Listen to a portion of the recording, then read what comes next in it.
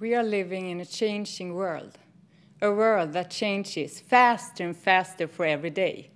It leads to tough demands on our leaders. Today's leaders need to lead in a world that is unlike anything anyone ever experienced, and they need to have the confidence to lead in an uncertain world. My name is Lena Hasselborn, and I'm working at PwC here in Sweden.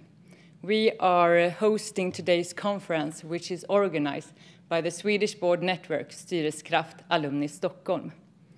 With offices in 155 countries and with more than 284,000 employees, we are among the leading professional networks in the world.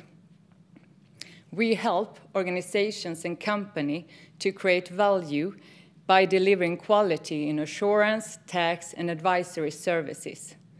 Our vision is to build trust in society and to solve important problems, which has never before been more relevant. In a changing world, it can easily happen that things do not go as planned. It can often lead to change in circumstances like during the COVID-19 pandemic. But during a tough period, there's also an opportunity to rethink and to develop thoughts and ideas. This spring, we planned for a physical event, a rather small one here located in Stockholm, but instead it became a digital event for more than 140 attendees in 4 countries. Different, but in many ways much better. With those words, I'd like to welcome you all to this conference, and I would like to pass the word for today's moderator, Cecilia Sedig from Styrelsekraft Alumni Stockholm.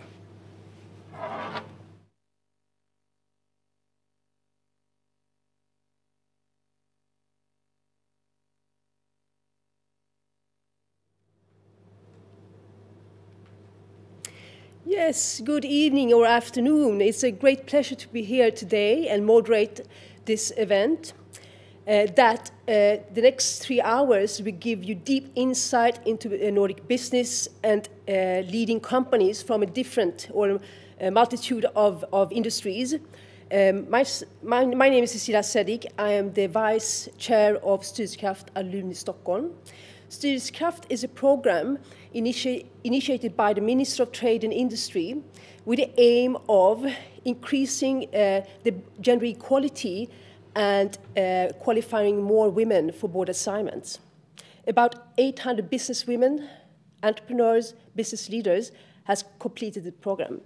The topic of today's event is a Nordic Outlook for future competitiveness.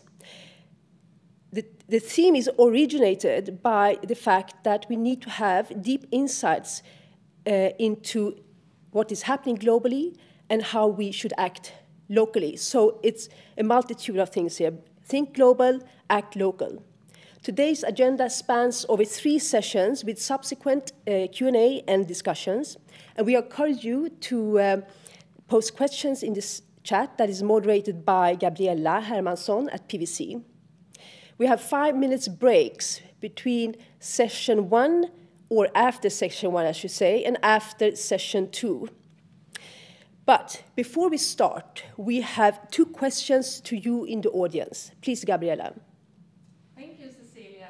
Yes, we want to start with asking, who are you? We're a bit curious about who you are behind the cameras. So if you go to Slido.com and you log in with the code N50, you will see the question there, and you can use your mobile phone if you want to for this one. And the question is, what is your position within the company you represent on this conference?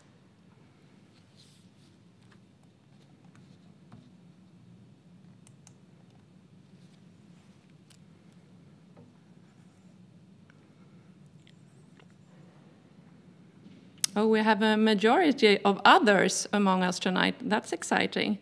Oh, and board members as well.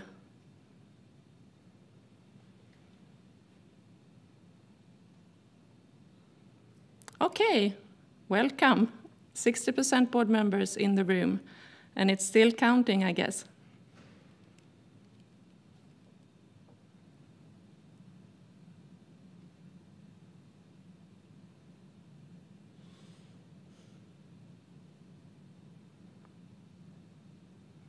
Thanks a lot. Now we see that it's working. And we have another question for you then. What are your expectations on this conference?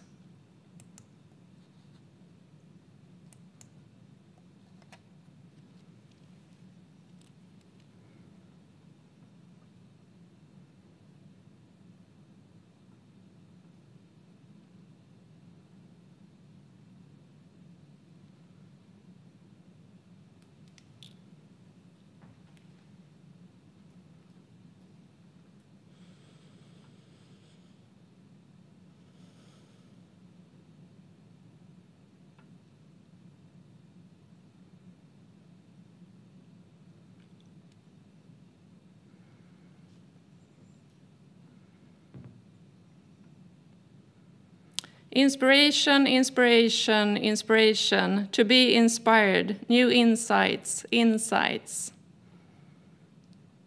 Knowledge, get inspired. Okay, I think we can manage that, don't you think, Cecilia? Absolutely, definitely, I should say. So now we start with the first session, that is the strategic outlook, with two speakers, one representing listed companies in the Nordic and the other expertise within what I call business intelligence. After each presentations, we will have a short Q&A session. Before we start, we have a question for you in the audience. Yes, and the question now is which megatrend will have the greatest impact on your company?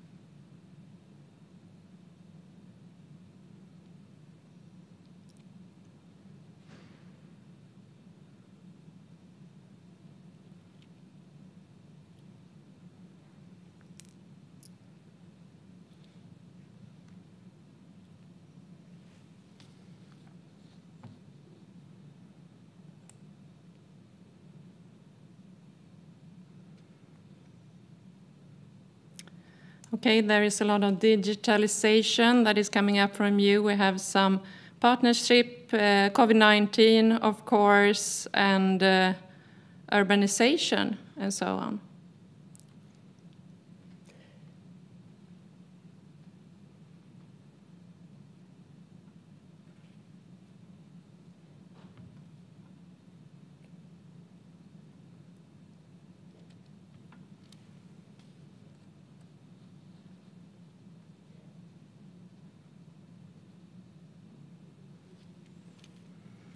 Okay, let's see what's on the agenda. So now we are ready for the first presentation. So we have a warm welcome to Jessica Karager-Wallner. You are a strategic advisor and director at PwC, and you are going to address the outlook today in an uncertain environment. What are the most known for today and tomorrow for staying relevant? So please, Jessica, the stage is yours. You hear me in the studio? Yes, we hear you. Thank you. So, what if you would want to be more successful navigating the uncertain? What if I would say that you can? My name is Jessica Karager-Wallner and I work at PwC. I work a lot with scenario planning. I work a lot with strategic insight, and I work with the leadership. All these things that you really need to navigate the uncertain. And I'm very grateful for the opportunity to open up this fantastic evening. So thank you for that. So back to the uncertain. If we could go to next page. This is a quote that I think is really important to have in the back of your head. It's Donald Rumsfeld, the former US Secretary of Defense. And he said, there are no knowns, there are things we know we know. We also know there are known unknowns, that is to say, we know that there are some things we do not know. But there are also unknown unknowns, the ones we don't know that we don't know. And those things are the most important for us to really try to address. And how do we do that? That's to navigate the uncertain. In this age, an era of data, we can know more, but we have to know how to do that. But I think we start with the global megatrends. Some of you actually said that they are, many of them were very important to you. So we'll go to the next page. And I want to address some of them from different perspectives. We all know that we live in a world where the shift in global economic power is affecting us in different ways. We know that climate change and resource scarcity is something that is challenging us all over the world. We see a rapid urbanization. We see all these technological breakthroughs, that is to say the digital world that we try to navigate in. But we also see other things like changing asymmetry. We see polarization and demographic and social change. And if there is something that we have learned the 10 last months, is that they are shivering. We have globalization all over this, and globalization as it was before COVID is not exactly the same. I think some of you said in the slide, though, that you can't travel anymore. Things are changing for us, and we try to navigate this so hard. And that is why we need to look at the world in another way. And I have to tell you a story I think about myself. But when I started the university a couple of years ago now, I started to study history. And from history, I got interested in all the ideas that really developed the world the last many hundred years. So I studied philosophy. And after that, political science. And after that, economy. And that strategy and security, very much from a let's say, a country perspective. And that has changed because today it's more of a city perspective. Mega cities are really affecting us in different ways. So I think what I want you to understand is that if you want to be global and local, you need to create that patchwork quilt of the world. And I had a very good conversation about that with the PwC board yesterday, where we talked about being global and local. And what I mean with global and local is you need to understand the different perspectives. I will give you an example in a second. But also you need to address what that means, the consequences of that from a local perspective. Otherwise, you tend to look at the world that everything is happening out there. But if you start to think about the consequences for the local perspective, then you create that sense of urgency. I'm also driving the smart city agenda for PwC Sweden. So I work a lot with smart cities. And as an example of this, how you can look at the world in different ways, I want to show you something. I look at how the mega cities really have evolved over the years. You can go to the next page. If you look at the world in the 1950s, you can see megacities, and megacities is cities with 10 million people or more living in that area. So when you look at the world from a 1950s perspective, you can see that you have around us in the Nordics, we have Moscow, we have Paris, we have London. These are the megacities. And when we talk about megacities, we also know that it's where people tend to want to go. It's the urbanization. It's where people with different competencies wants to go to work because the big companies are there. Innovation is happening there. And if you take this picture and then you go to 2030 to look at, it's a couple of years from now, but if the evolvement of the world continues the way it does, we can go to the next page. And then there should be 2030 perspective on it. And then you can see why we talk about the shift in economic power, because we can see that in Asia, we have a lot of megacities. So that's one perspective to look at it. We see that that's where people want to go, companies want to be, it's where innovation happens. But then we can look at it in another way if we use that patchwork kilt, and we can look at it from a Nordic perspective on our closest megacities. We can see that we have Moscow, we have London, we have Paris, but we also have Istanbul. And that's interesting if we look at it, because a couple of years ago, in the EU, we discussed, can Turkey be a part of the EU? And if you look at this map, do you think they would care today? So the map is shifting. Then from my security and strategy perspective, it's also interesting to look at this, because if you look at where China or Asia have interests, it's in Africa. If you look where Moscow and Russia has interests today, it's in Africa. And then you can see how the map changes in importance, who is really affecting the world. And I will put no value in this. I don't say if it's good or bad. I just say this is really what we need to look at. And then one of my favorite perspectives, a cultural perspective on this. And then you could look at it like, if Asian people have children and they want them to get the best education, they usually and still send them to Europe or Northern America to study. Then they have this cultural feeling of giving back.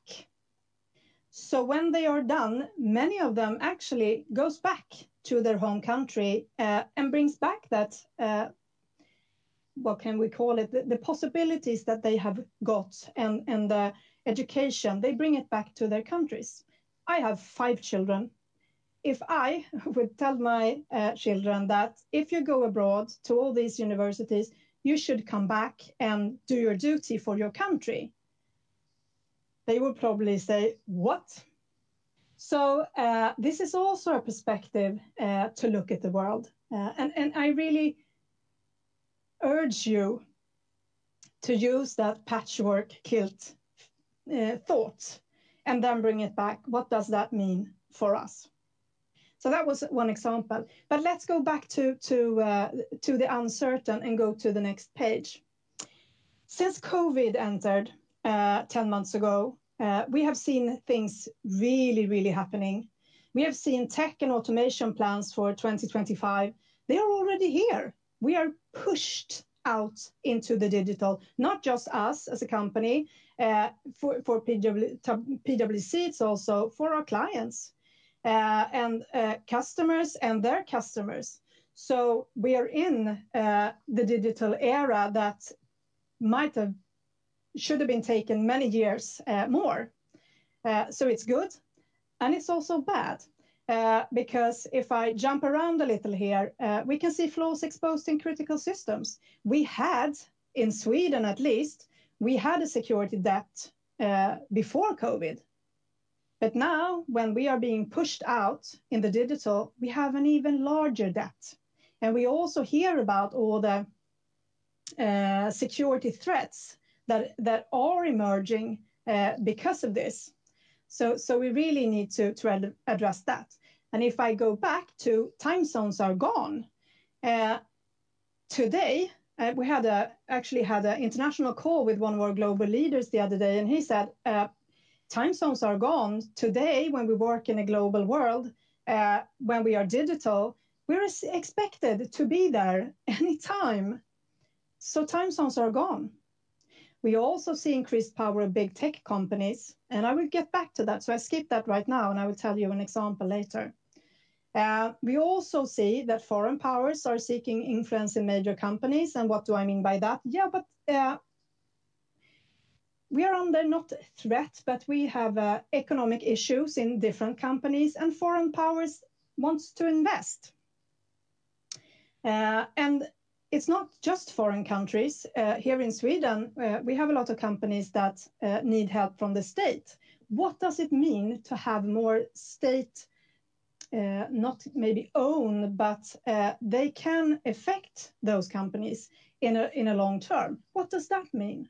What does that mean to us, and what consequences can we see from that? We also see an increased exposure in inequalities for disadvantaged groups.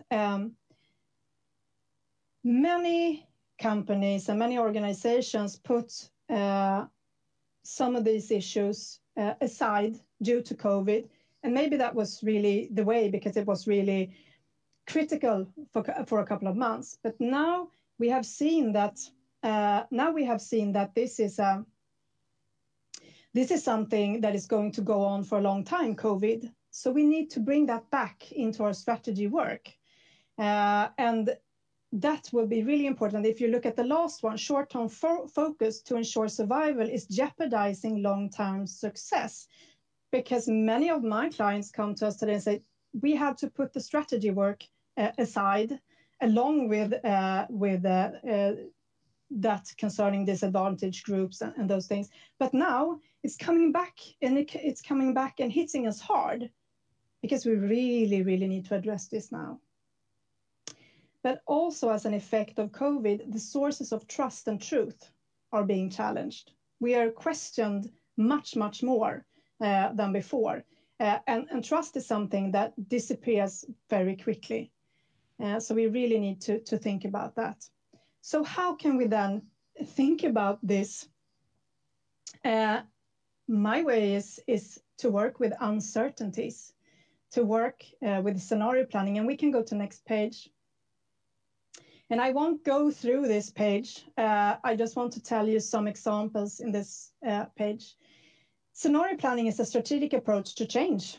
It gives you different possible outcomes, and then you can work with the consequences of them. And I will give you an example. A couple of years ago, I worked with a trade union, and they said that we're really good at navigating the certain, but the uncertain, not that good. And we are afraid of that there's going to be a digital kind of trade union coming in from the side. And they have all these gig workers around them with all the competencies that we have in-house.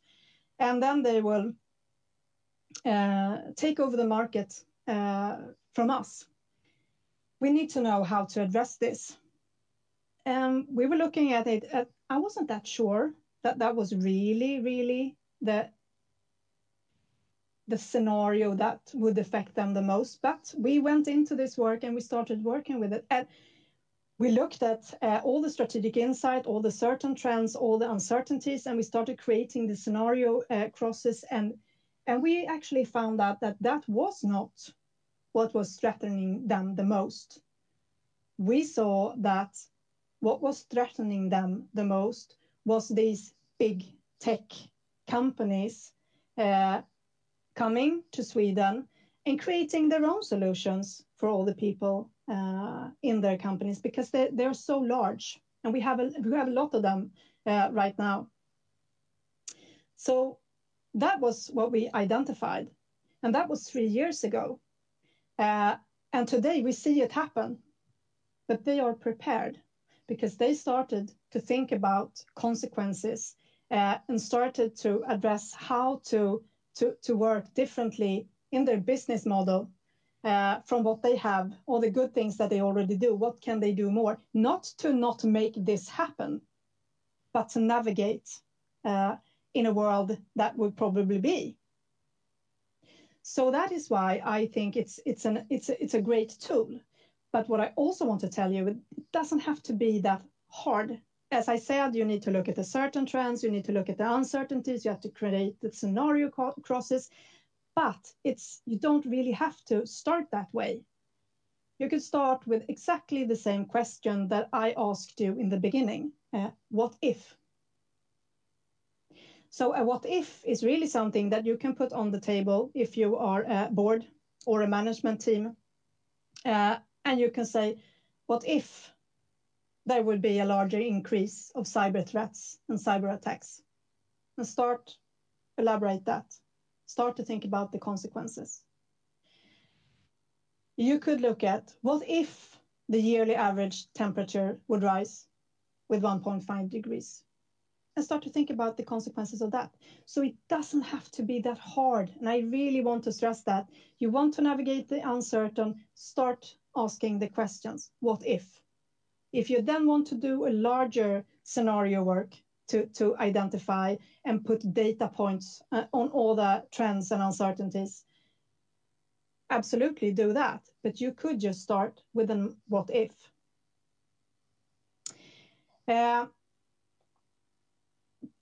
By closing this, we can go to the next page because we have a huge agenda for this evening, very exciting. There are some big bets or some future leadership requirements that I really would want to talk very shortly about. Just as I said, look at the world as if it was a patchwork quilt and bring it to the local level, the consequences for you. To be successful in doing that, you need to broaden your networks. And I know we all have different kinds of networks. I work a lot with public sector, and usually a couple of years ago, public sector was networking with the public sector. Today, they know that it's not enough. We are changing the society, so we need to be networking with all parts of the society. So that's also why you need to focus on the purpose and meaning of your contribution to the society, to be a part of that network. Very important. Since we're in this digital age, where we talk a lot about automation, technology, you need to upskill and reskill as a business model, because we can't all go after all the competencies. As you saw on my picture of the world, where competencies also go. We need to upskill and reskill people that we already have. But there's also one good thing about the digital. We could actually have co-workers living in Shanghai working for us. We just have to be attractive. We need to adapt. And morality, ethics, transparency are becoming increasingly important for survival. We need to acknowledge these things much more than before. And as a board, as a management team, this is survival. And in that, we need to make others look better. I always talk about this. I am a leader myself. I need to make my leaders better. I need to make my peers better. And those people who work for me, I need to make them look better and give them the opportunities. And that's the leadership business model of the future. I say use scenario planning as an enabler for navigating the future, and remember the what ifs. Doesn't have to be that hard. You also have to create an environment for psychological safety, and that is how you do that, by making others look better. But this is how you make people want to do new things for you, and when you put together these new kind of teams with new competencies. And as a board and a management team, and as a person, you have to have more knowledge of AI, technology, and security. And I usually tell my clients we have to higher up the lowest level. We need to know more. That's really upskilling our companies and organizations. And we can't be scared. We need to play, and we need to experiment with change like there is no tomorrow. Test, fail, test, fail, test, success. Test, fail, test, success. It's the business model of tomorrow if you want to navigate the uncertain, the certain, and to succeed in what you want to do in the world. And there is someone that there's another quote, I would say, that I try to take with me every day because it has made me a better leader and a better person in driving business. And we can go to the next and last slide. Jeff Bezos, Amazon, he said, day 2 is stasis, followed by death and irrelevance, followed by executing painful decline, followed by death. And that is why it's always day 1. So another way of saying, please be in the front seat, not in the back seat. If you have and think about every day as your first day or day 1, you will be on your toes and you will take on the world and you will navigate the uncertain. Thank you very much. An extremely complex environment we are dealing with, and the need of really acting proactively. We have one question, Jessica. We are running out of time, but a short answer to this, a one-liner more or less. What do you consider to be the newest approach needed in this strategic work? It depends on really what kind of company, but I would say test and fail. We say it so much, test, fail. We have to take away the fear of failing in every company. And how do we do that? Probably by failing, and it will be okay, and you learn from that. We have said it a long time, so it's nothing new, but just do it. Yeah. Excellent, Jessica. A warm thanks for a splendid presentation. Many thanks, Jessica. Thank you. So now, how do the incumbent industrial companies act to maintain leadership? A warm welcome to Mats Agevi, the CEO at Combient Group. And he is going to talk about the topic, moving faster together, how we can meet business challenges with collaboration between companies across countries, country borders, and industries. Please, Mats, the stage is yours.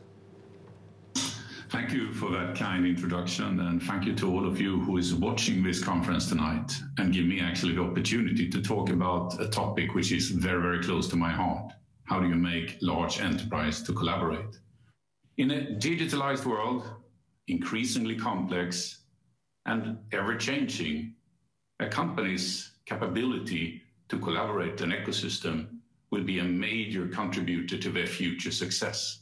And during this session, I will use a real case, Combient, to try to illustrate in one way how you can create a collaborative model between several large companies. My story actually starts 2014 down in India. And I met Marcus Wallenberg, who asked the question, everyone is talking about digital transformation, but how do we actually make it happen? At that time, I was heading a rather major transformation of Ericsson, which was driven out of India, which was about taking Ericsson from being a telecom company to an ICT company. And Jessica mentioned different trends, and 2 trends we saw there was globalization, but also technology.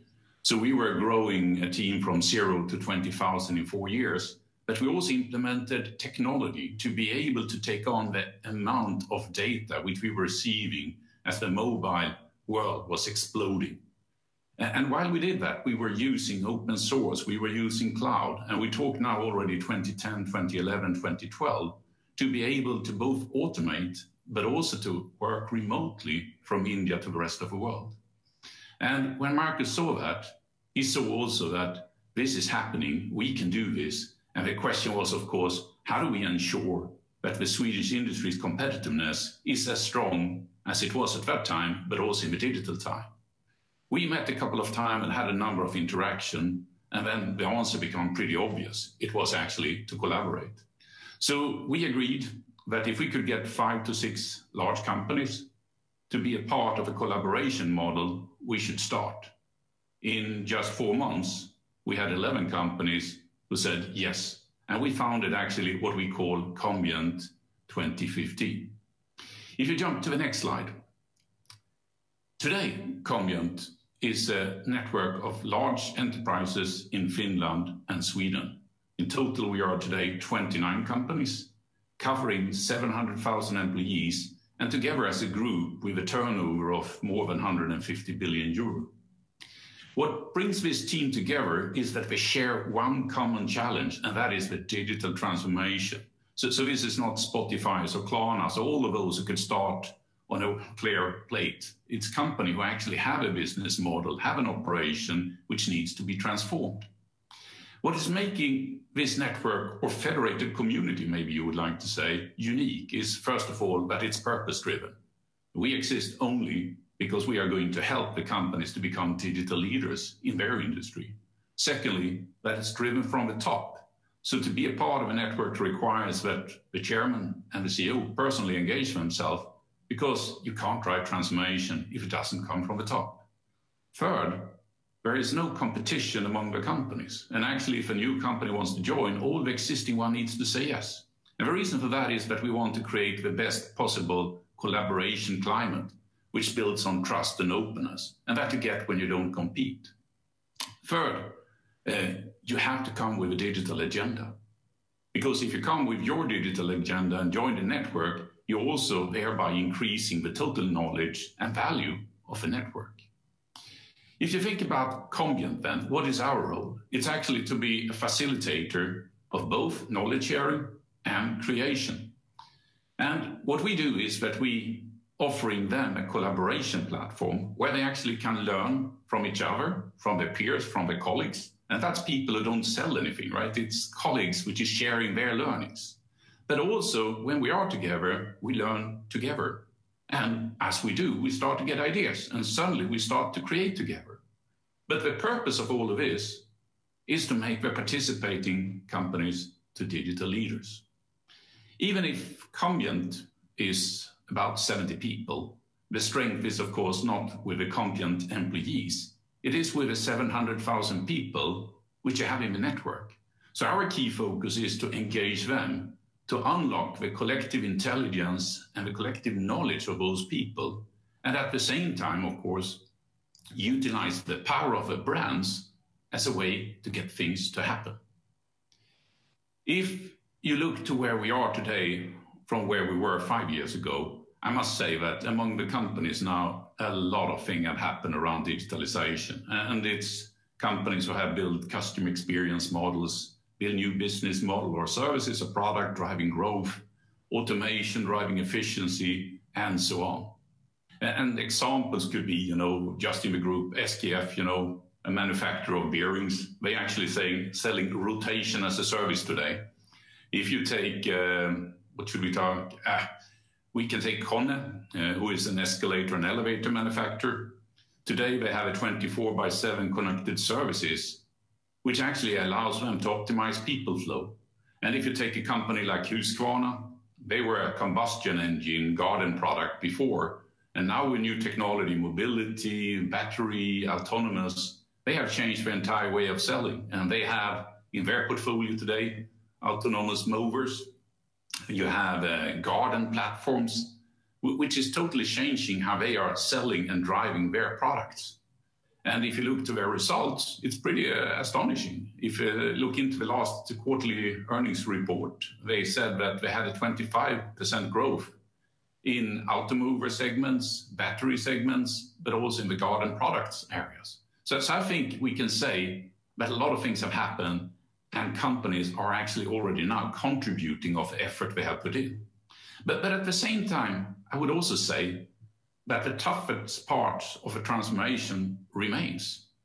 Because if you really want to transform your whole business model and transform throughout the organization, you need to fix the digital fundamentals. And by that, we can jump into the next slide. And let me share some digital fundamentals from our network. One is actually AI and automation, critical if you want to have a data-driven business models. And I think all companies, more or less in our network, has scaled some AI projects into production. But if you look into how many companies have scaled several AI projects, it's less than 1/4 of the companies. Why? Well, of course, it's talent. It is about ways of working. But to a large extent, it is about a so simple thing like data ownership, data quality, which needs to be in place to make this happen.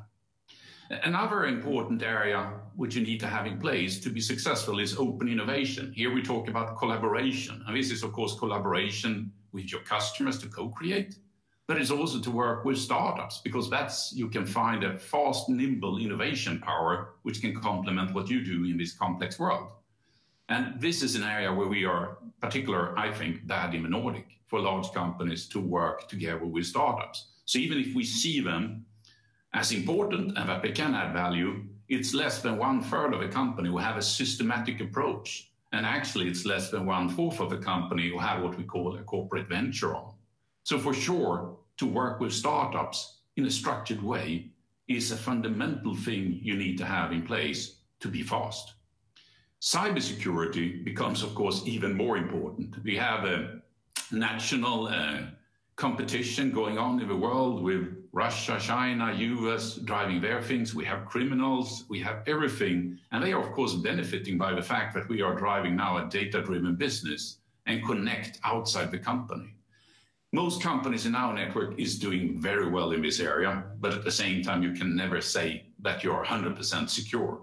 And especially in the area where you are starting to connect with companies outside your own network. And that could be supply chains or other areas. But at the same time, those are the areas which you need to connect if you really want to be digitalized and centered around your customer. So you need to think about how you do that.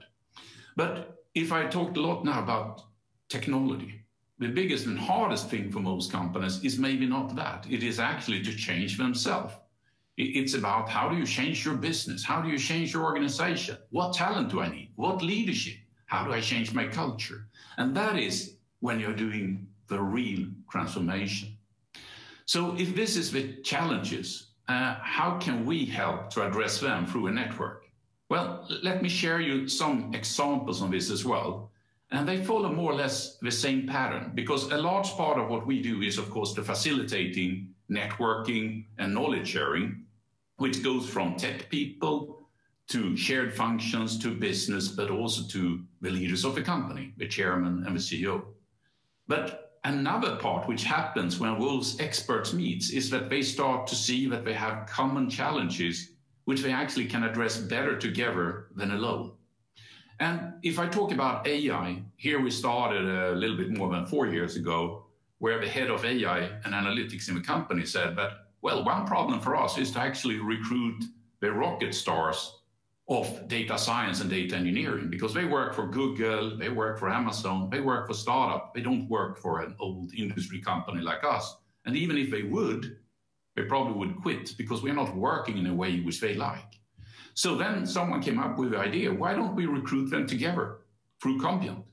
So actually today we have a group of almost 40 senior data scientists and data engineers from the whole world, from 50 nationalities, working with the companies, supporting with competence, both as a resource or in special business projects, but also actually by helping them to educate their own people. And here we have what we call an applied data science campus, where we help to build what we call citizen data scientists, maybe analytics people who have a good technical understanding but hasn't used so much machine learning. Then we help them to get hands-on training to do that. We help what we call business translators. It could be maybe a product engineer at Scania who knows everything about how to design a product, but they don't know machine learning and data. And by training them and helping them with machine learning hands-on on their own job, they start to think data and machine learning at the same time as they design the product. So we do this to help to drive a new way of working inside the company. And all of those things has been co-created by the companies. We talked about the challenge with startups. There, someone came up with the idea that, you know, we work with startups, but if we are in Silicon Valley, they don't know really who we are, and we are not so strong. And maybe in China, they don't know who we are. So why don't we use the power of brands to make us more attractive? Why don't we open a storefront, a window to the large Nordic industries where the startups can apply to work with us? So we moved the focus to actually instead defining a specific business problem. And then we made a commercial and announced that through the same channel for the companies. And we used a lot of ecosystem owners like Amazon Ventures and Tencent in China. And actually, we have become extremely attractive. Today, we have about 15,000 startups in our database. And out of 51 scaled projects or defined business projects we have, actually 31 or more than 60% has already led to commercial agreements. So again, together, we could not only create a systematic approach, we could also find a model how to get the best startup in the world for a specific business problem. Cybersecurity, I talked about as well as one of the digital fundamentals you need to look into. And here, one example on what we do is that 5 companies in a reference group is now together with us building a beta on data exchange, where you in an anonymous way and a secure way can exchange data between each other. And where can you test a thing like that in the best way, if not in a federated community where you have trusted partners where we can experiment and try out things. When it comes to organization and culture, the big challenge here is, of course, all those people who need reskilling and upskilling. And when we talk to our HR managers, they say that about 50% of all people needs reskilling and upskilling in 2 to 5 years. So to address that, we come to the conclusion that we need an engaging, motivating interface who actually contributes to drive a continuous learning culture. And at the same time, we need to have the best education in the world. So we built the platform together, and it's used today by 15,000 people. We are actually even today trying out the pilot on a national learning portal to see if this can be exported as well and used from a national perspective. We have co-created trainings for leaders to help them to understand digitalization. We have done it for how to work agile. And we're also connecting with the best training providers and course providers in the world, including IMD, MIT, Coursera, LinkedIn Learning, etc.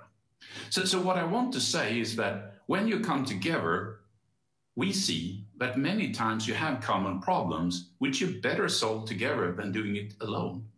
And a lot of those things are now helping companies in our network to accelerate their digitalization. And the best thing is that when you start to work like this, it just goes on. So we have much, much more to come. You can jump to the next slide. If I should then start to conclude a little bit where we started, I say that in an increasingly complex and uncertain world, collaboration and ecosystem will define the future leaders. How does that fit for us? Where is we from a Nordic perspective? Well, I would say like this, that this fits us extremely well. Because I think in our culture, in our DNA, collaboration is a given part. It's our way of working up in the Nordics. Maybe because we are small countries, maybe because we had a tough climate, I don't know. But collaboration comes natural for us. It's something we even start with in kindergarten. So collaboration, I think, is a strength we can build on. And if you can combine that with our innovation power, because I think we should be proud about the fact that we have great research, but also that we have a thriving landscape of startups building unicorns and other successful companies. And finally, as well, if we have that combined with a large global industry, which often is technology a leading setup in the industry, I think we have a winning recipe, which can help us actually in the global competition we talked about before with Chinese or US tech giants expanding into our models. Because through the collaboration model, we can't not only prepare ourselves because we are aware of what's going on, we can also start to co-create and innovate together. And I must say that when I look into the future, I think that the biggest disruptions will maybe not happen inside the traditional industry companies. It will happen between them. And that space we can address together. So, like we say in Combient, we believe in collaboration. That's what really makes the wheel go around. And for us, it's obvious that moving together is a faster way to move than try to do it yourself, especially in this world with complexity, with uncertainty, and so fast changing. Thank you. Brilliant. The warm thanks, Mats. This is astonishing hearing your presentations, and this is definitely a role model for collaboration platforms in every senses. We're running out of time. I need to ask you, Mats, in what way are you involved with the Ministry of Industry and Enterprise or Trade when it comes to the AI strategy for Sweden? Well, we are part of providing input like many other players do. But at the same time, we have been pretty clear that we work through the network mainly, right? But then we are a part of giving input to AI Sweden. We are a part of doing some kind of interlock with EU and other important areas when it comes to, for example, AI. Okay, many thanks, warm thanks, Mats, and we will definitely follow up your successful path. And would love to come back to you next year when we are planning other events, Mats, because you have so much to share to the industries in our Nordic countries. Thank you so much. Thank you. Bye. So, dear audience, now the time is 3 minutes to 5. We are planning a 5 minutes break, but we are short of time, so we will bring it down to 3 minutes. So we will have a 3 minutes break. So please come back, do a pause, take a coffee, come back at 5 o'clock sharp, because then we are going to talk about the board's perspective. So see you at 5.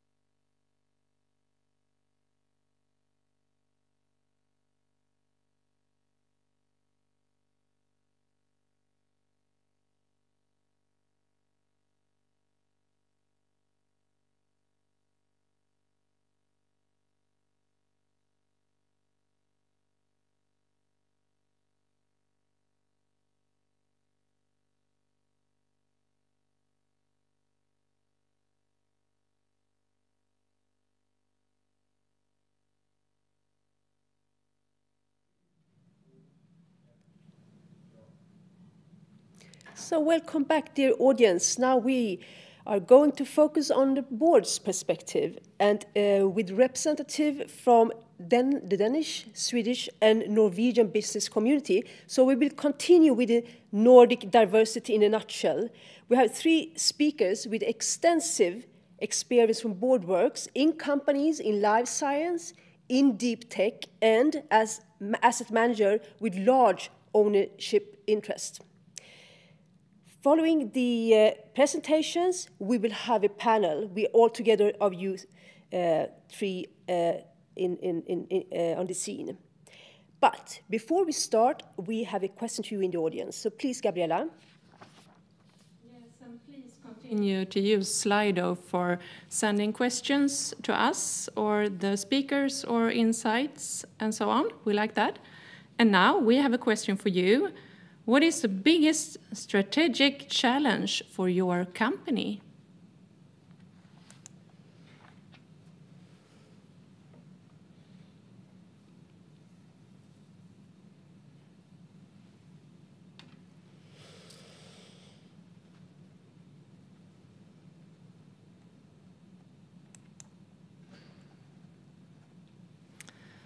So let's see what's coming up here. What is the biggest strategic challenge for your company?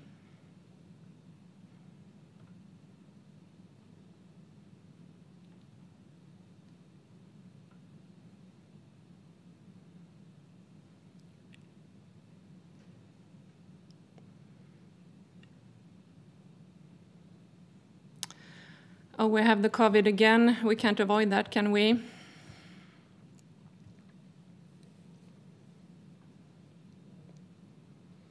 Globalization, of course. This one's interesting. Future is the biggest challenge for the company.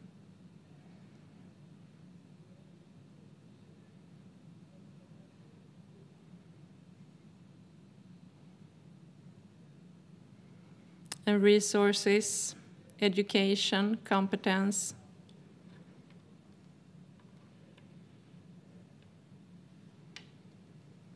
Several of you in the audience is writing future as the biggest challenge for your company. That's interesting.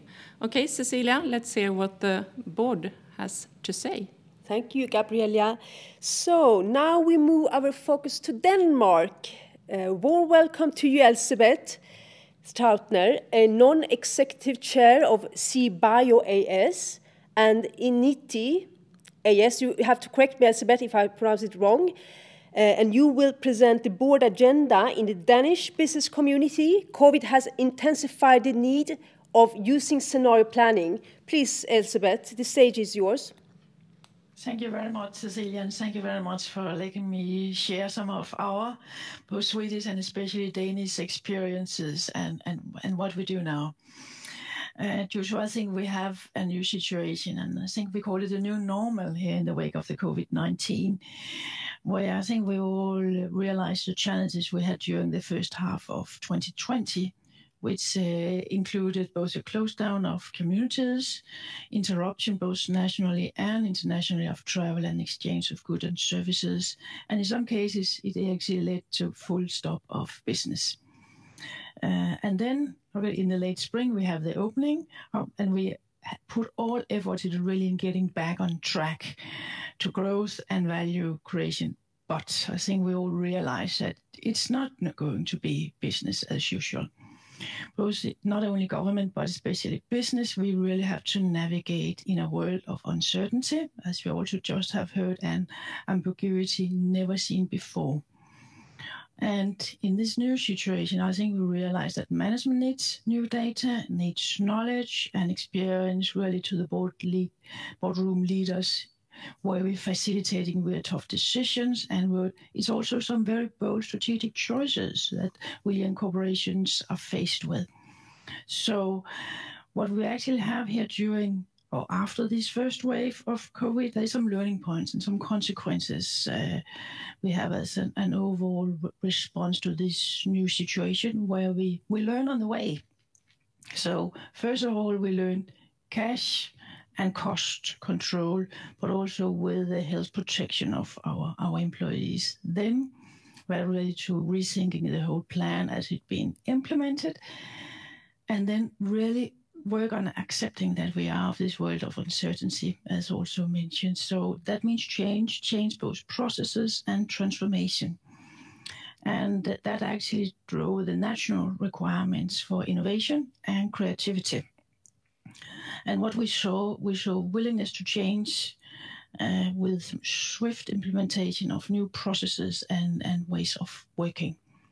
We all became or had to become very familiar with digital tools very fast. And the same goes for the way of managing businesses. Agility and fast decision-making processes with some feedback loops was necessary. And customers, they think that not only, but also act differently in this new world.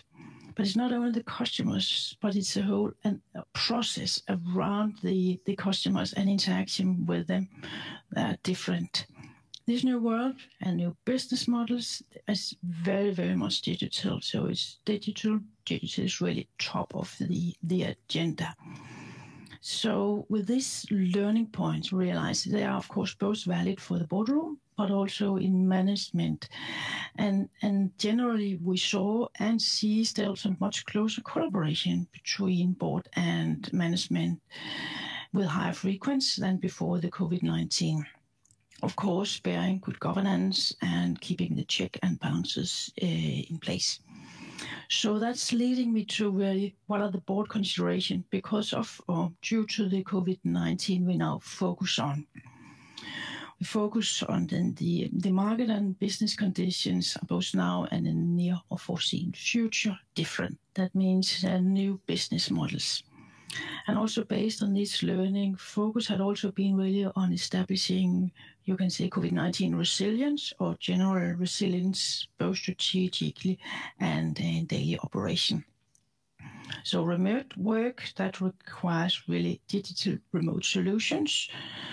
And these new processes of way of thinking where we can act really agile and swift.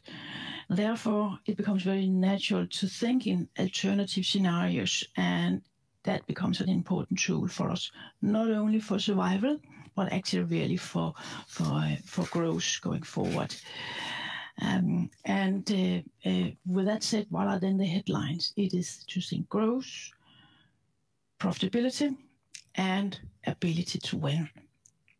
But we also see that strategies and business models really post the first wave, and also here in the second wave, have a much shorter planning horizon. We're talking often 12 to 24 months. And with all this COVID and new focus, some then ask, what about the pre-COVID-19 focus? And there I will say that climate and ESG goals remains focus. Purpose and vision also remains. But also some ask, what about some of the classical values as handshake and respect and decency and trustworthiness, which are very hard to transmit in a remote digital working environment and customer interaction. But we really believe that trust that becomes really the new black and glue in business. So by including that, then we really have to think alternative ways leading to the vision and thinking what can and what will happen as part of being prepared, or some would say prudent.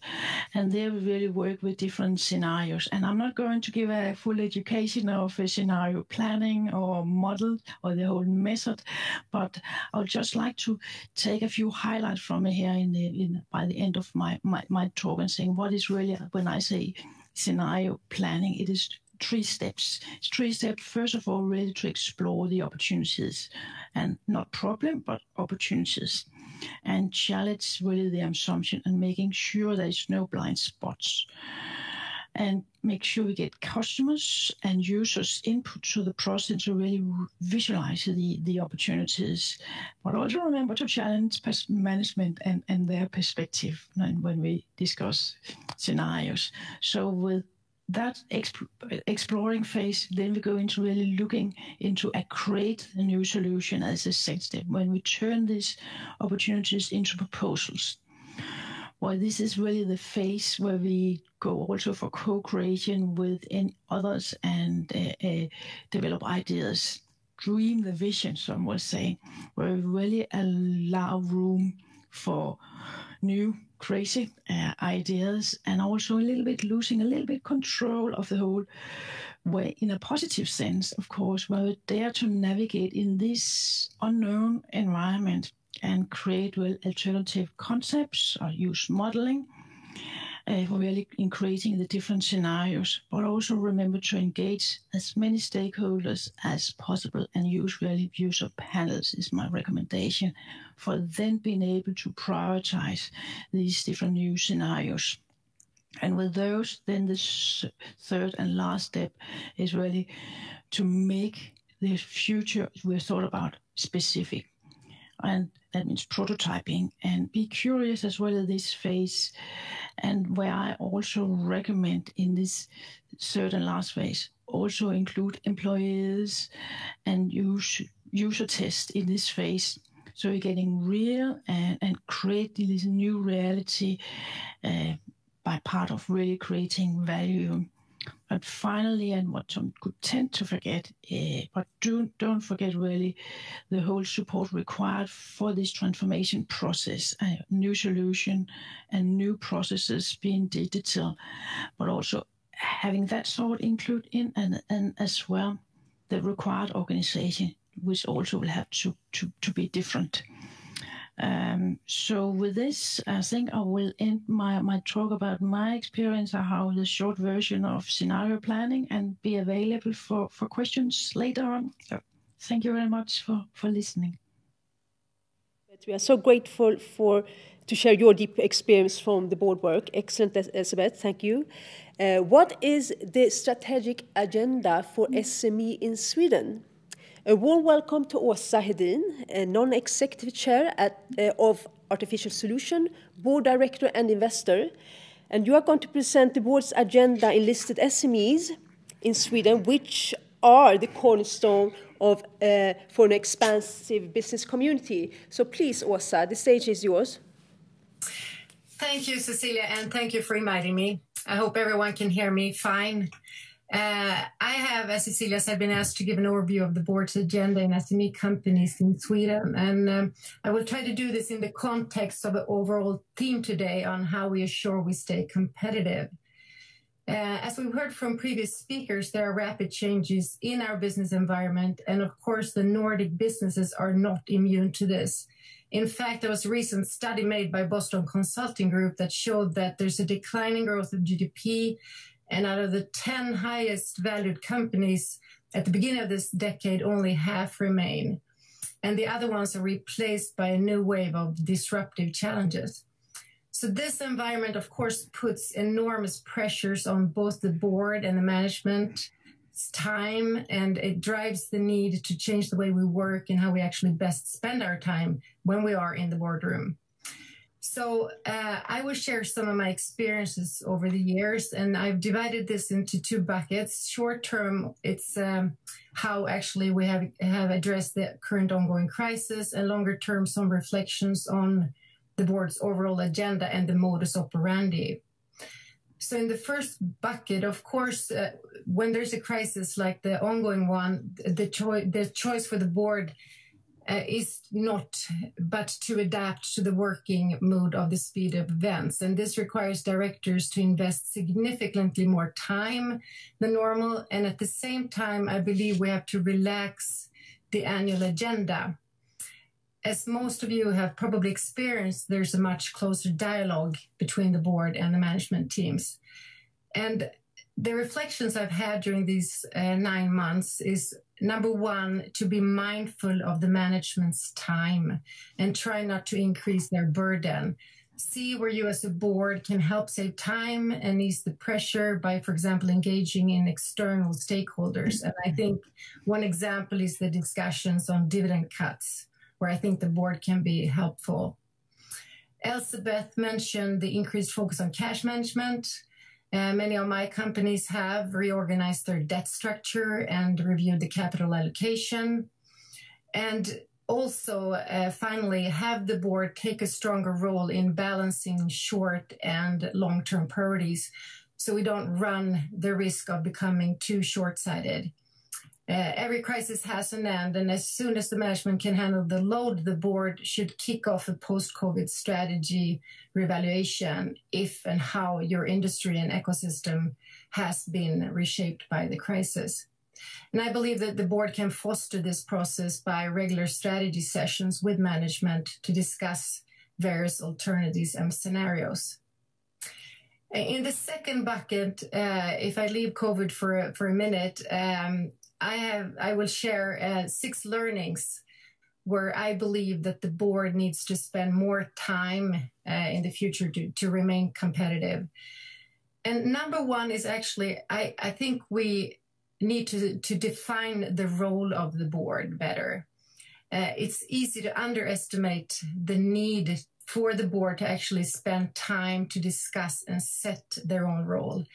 And of course, this is dependent on the industry, the owner structure, and how formal the board is.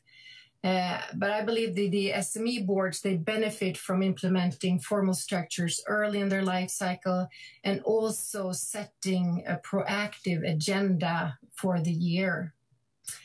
The second learning, I think, is that we need to ensure more focus on having the best people. Talent management and succession planning should be an integral element of the board's job, not at least to ensure diversity. Leading companies, penny size, of course, spend almost half to a full day with the board to review talent and organization.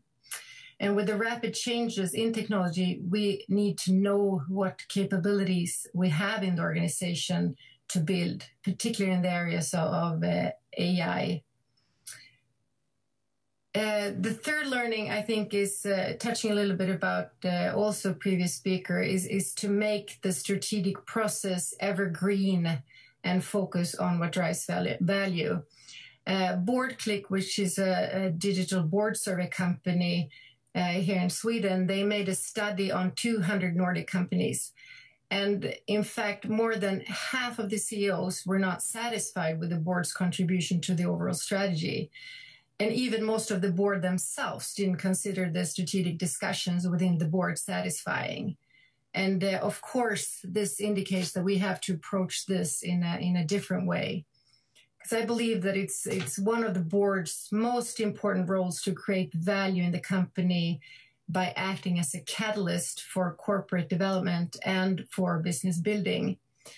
Strategy definition, of course, is the job of the management, but the board can be part of accelerating the process. And I could speak about this a full day. In fact, I've spent just the 2 last days on strategy discussions. And some things that also came up there in these 2 days is that we don't spend enough debate on target setting to make sure that the targets that you put on the company are realistic but still stretched, but they need to be aligned. I always actually try, about the strategy to have the top 3 key strategic programs as well as the top 3 strategic issues to the specific company I'm going into to face at hand for every board meeting. The fourth area is mastering new technologies, and through my role as chair at Artificial Solutions, I get to work with AI almost on a daily basis. And we see that there are specific challenges to Nordic companies. First of all, we're far away from the epicenter of AI in the US and China.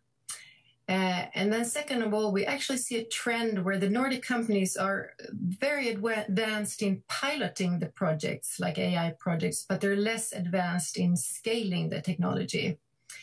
And we, of course, can't afford to fall behind the rest of the world when it comes to realizing the business value of AI.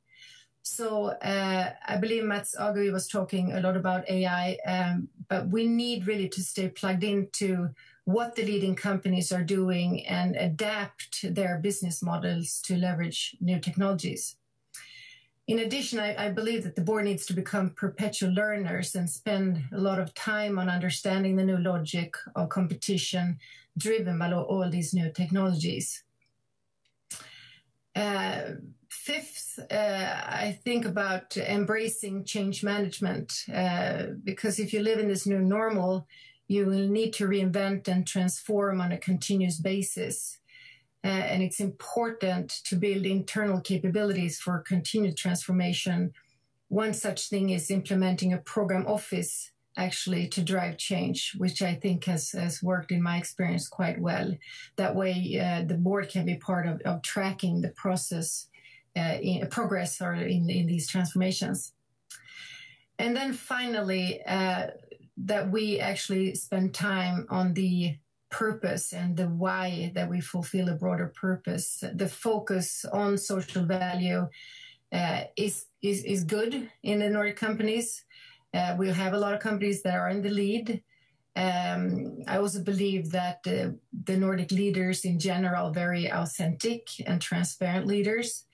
And these points about the purpose and transparency ties back to the earlier point about attracting the right people, because in the future, the importance of working for a company with purpose is going to be increasingly more important for the next generation. They want to know that there's a why in the company, not just a bottom line. So in summary, I think the Nordic companies, with our leadership culture and our ability to adapt, we should be in a prime position for new normal, to address the new normal. Thank you, and I'll also come back in the discussions. Yeah, excellent. Thank you so much, Åsa, for sharing your deep insights. We highly appreciate. Now we are going to move to Sweden's most important export nation, that is Norway, a country that is facing a disruptive transformation from carbon-intensive industries to carbon neutral. A warm welcome to Alexandra Morris, Chief Investment Officer at Skagen Fund Management, that will present what investors demand of boards in transforming industries in Norway. The stage is yours, Alexandra. Thank you, Cecilia, and good evening to you all, and thanks for the opportunity to speak to this very important topic. Without doubt, the Norwegian society has benefited enormously since the discovery of oil off its shores more than half a century ago. Not only the creation of jobs, wealth, and prosperity, but also world-leading academic institutions and research on offshore oil exploration and production. The petroleum industry now accounts for 14% of Norway's GDP. Per capita GDP in Norway is among the highest in the world, propelled by a prospering oil industry, with 6 of the 25 largest companies on the Oslo Stock Exchange representing the main listings in Norway being exposed to the sector. And if we add other research-heavy industries like Norsk Hydro, Yara, and Frontline, we can count a total of 11 companies in the main index with businesses that all contribute significantly to greenhouse gas emissions. In order to reach the Paris Agreement and limit the rise in temperatures to 1.5 degrees Celsius, the Norwegian government has committed to reduce emissions by 50 to 55% by 2030, back to 1990 levels. Of course, the government has a lot of tools available to achieve these goals: regulations, taxes, fines, incentives, all of which used wisely can and will contribute to a transformation of the Norwegian industry and academic excellence in areas like renewables, biotechnology, and circular economy. However, carrots and sticks alone are not sufficient. Luckily, this is not only a government push, but very importantly, it has become a societal pull. And companies are struggling to navigate government initiatives and demands, as well as societal demands from customers and employees alike. For a company that is not in the business of runoff, the urgency of these dynamics is daunting. And this is where the boards have a role to play. The board of directors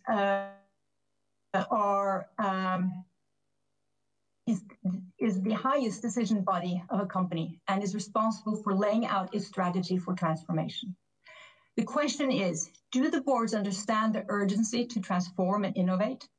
Do the boards have the competence to influence change? And have the boards introduced incentive schemes for management to enable change?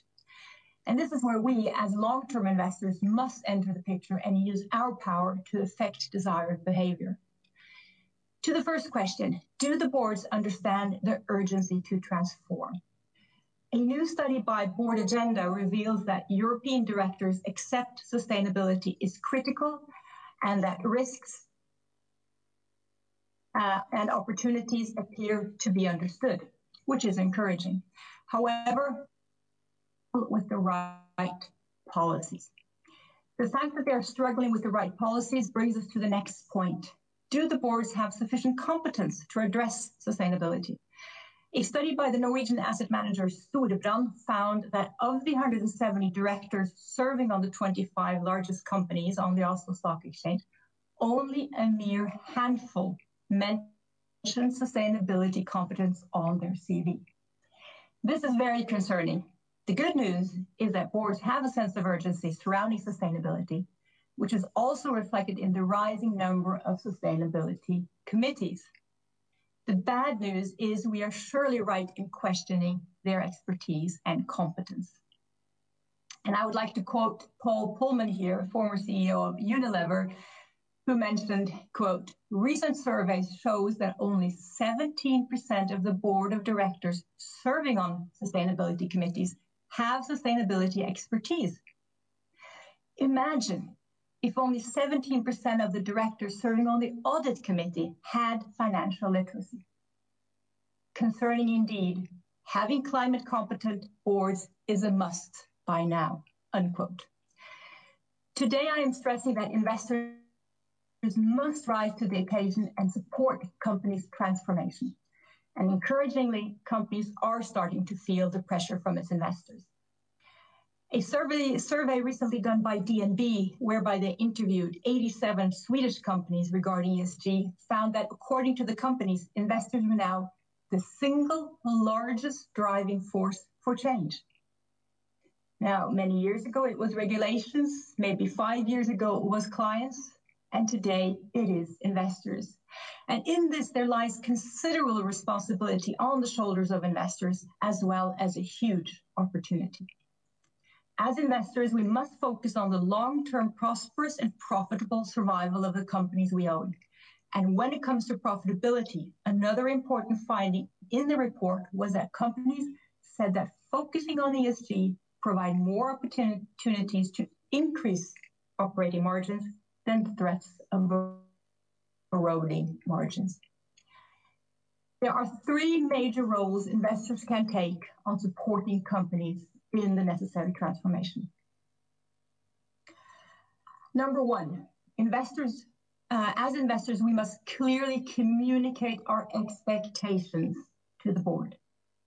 These include appointing clear responsibility for sustainability at board level, securing board level understanding and competence, securing oversight, preferably through a separate sustainability committee, communicate sustainability strategy and agenda to a wider group of stakeholders, and ensure adequate incentives connecting to achieving sustainability goals. Number two, as investors, we must engage. We must engage with the companies and focus on key financial and sustainability performance indicators, not as separate parallel silos, but as one integrated report to show the hard interlinked data. And finally, as investors, we must use our vote to indicate where we disagree with the board. Now, BlackRock, one of the world's largest investors, advocates for practices that they believe will drive sustainable long-term growth and profitability. Larry Fink, its CEO, used the opportunity in his 2019 annual letter to CEOs to emphasize that, quote, purpose is not the sole pursuit of profit, but the animating force for achieving them. Purpose is not a mere marketing tagline, it's a company's fundamental reason for being. Profits are in no way inconsistent with purpose. In fact, profits and purpose are inextricably linked.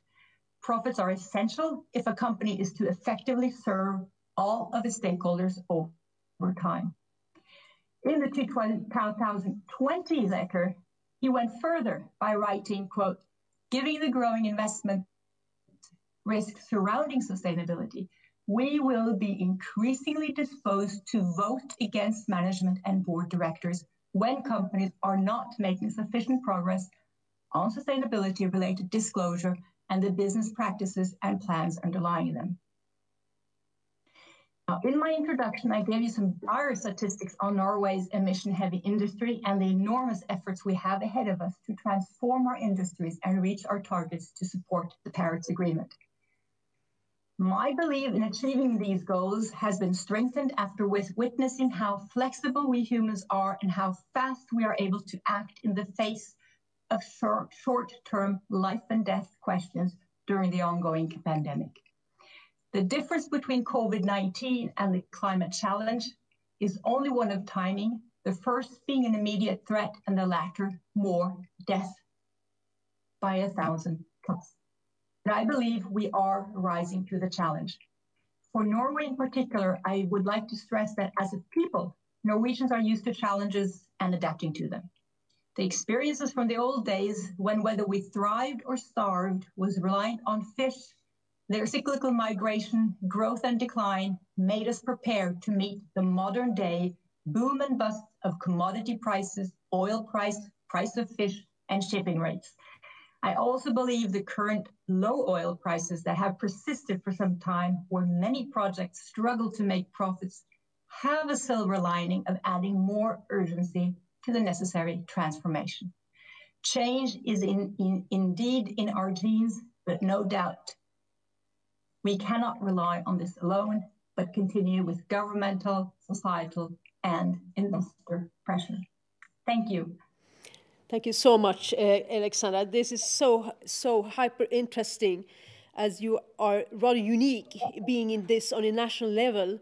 So we have a lot to learn from you, Alexandra, from Norway in that sense.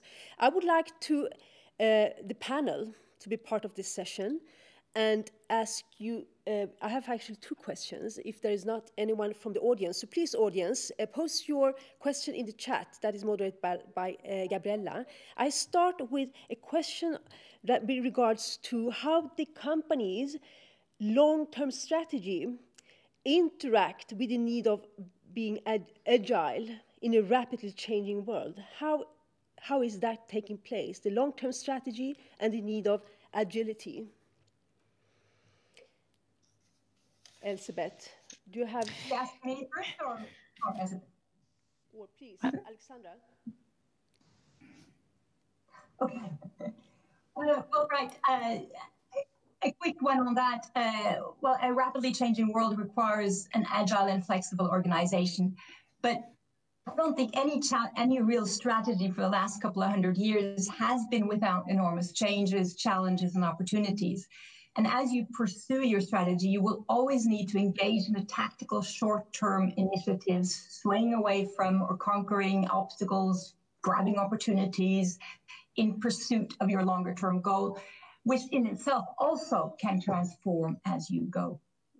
I mean, I can take a concrete example just on that. The net zero emission in 2050 is a good case in point, where we have a long-term target that requires dynamic, flexible, short-term tactical targets on this journey. So Åsa, what is your experience from coming from a very tech-oriented and within life science and biotech? What is your experience with being more nimble when it comes to the strategies? No, I agree with Alexandra. I think in terms of how we work with strategies is, it gives a long-term direction, and we have to sort of agree on the overall direction, but then we have to be agile on where we actually then do place the bets along the way. And if there are changes, there might be a new disruptive technology, or you might have a customer that selects to do something totally different, select a different technology option. You have to be very quick in adapting. So it's about being more agile and continuously monitoring the world around you. So I think we have a question from the audience. So please, Gabriella. Thank you, Cecilia. Just received a very interesting question that I need to ask. What, in your opinion, will be the ideal composition of a board today, taking the current state of the world into account? Wasn't that interesting? What do you say?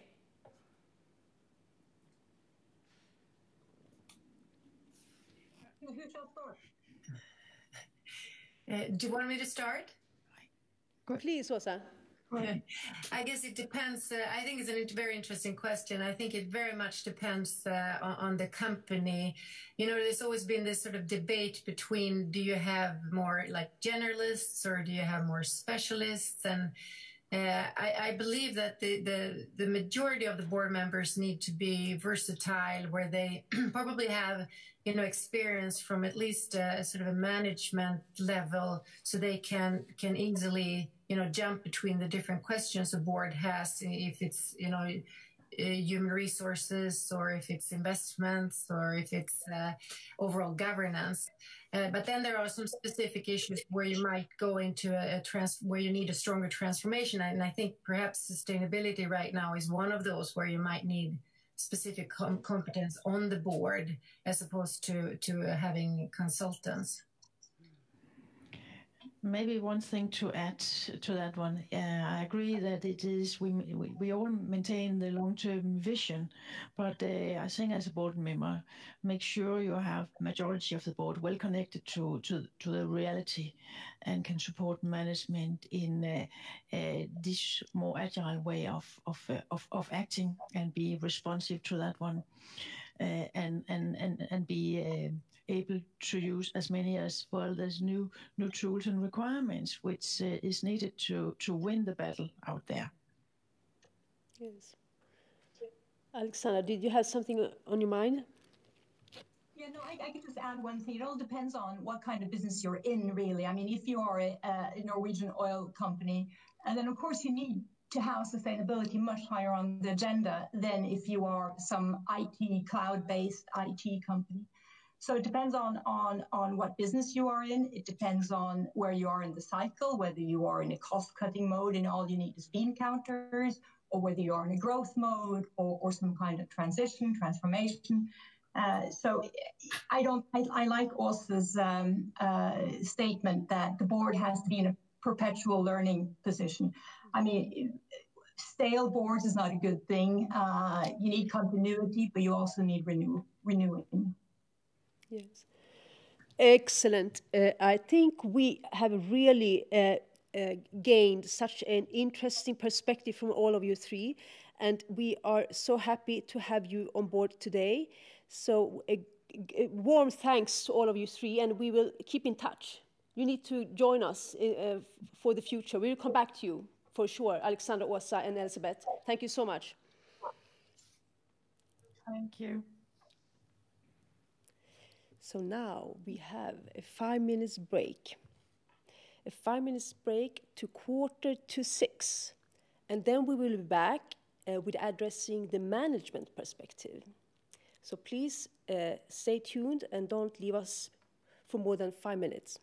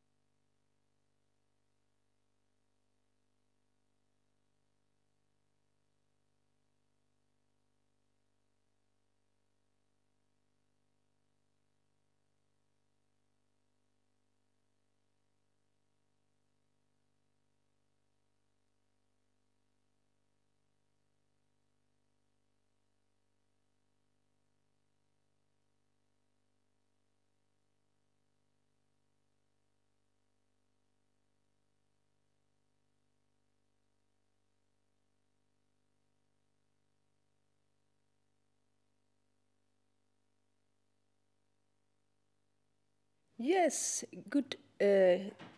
Welcome back to the management perspective.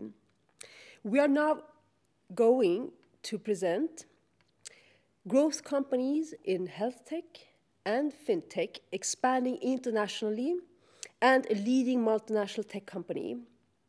And after the presentations, we have a short panel discussion. But before we start, we would like to pose a question to you in the audience. Please, Gabriella. Yes, next question for you in the audience to write some words about is, what is the most important leadership skill for tomorrow's management or management of tomorrow? The most important leadership skill. What do you think about that?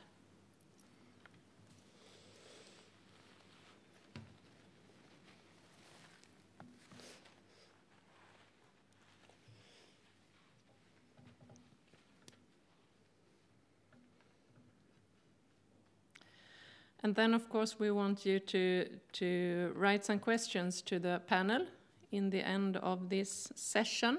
So feel free to do that as well.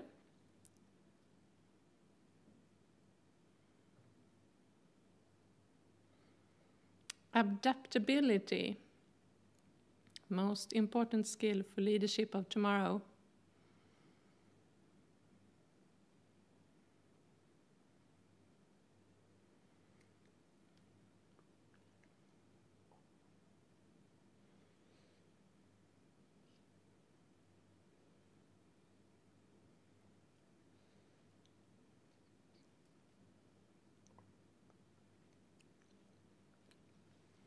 Be brave. Okay, let's listen to the next speakers and the panel. Thank you, Gabriella. A warm welcome to you, Johan Gustafsson, the co-founder and CEO at Visiba Group. You will share what I've talked with you about, extraordinary journey of scaling a business. And the topic is from initial traction to massive growth. Thoughts from you as the CEO on scaling a health tech company. So please, Johan, the stage is yours. Thank you. Hi. So as said, my name is Johan Gustafsson. I'm the CEO of Visiba Care, and I will share some thoughts on the journey we've had on scaling a health tech company from initial traction to massive growth. I founded this company in the spring of 2014 after having discussed healthcare with some friends. We couldn't understand why healthcare wasn't using all this available technology to make it easier for patients to schedule appointments and connect in a video call with their healthcare provider. And I'm going to share some of the things we learned the last few years building our company to a market leader in our niche. Next slide. Our purpose, empowering healthcare, improving lives, is the very reason we exist. We want to build great technology and put it in the hands of healthcare providers so they can deliver better healthcare to hundreds of millions of people. Next slide. We enable healthcare providers to increase quality, accessibility, and efficiency through our white label B2B SaaS platform for what we call digiphysical care. And this solution we have developed has three main components. First, it's our patient app built on the same technology. We have designed and configured more than 100 patient apps for our customers. This is sort of the digital door to healthcare services patients use to schedule appointments, do video consultations, answer medical forms, and many other things. Secondly, we have our browser-based healthcare practitioner interface where healthcare workers manage their whole digital clinic, connects with patients, and so on.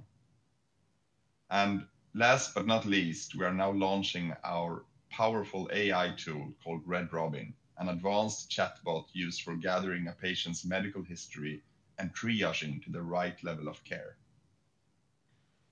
Next slide.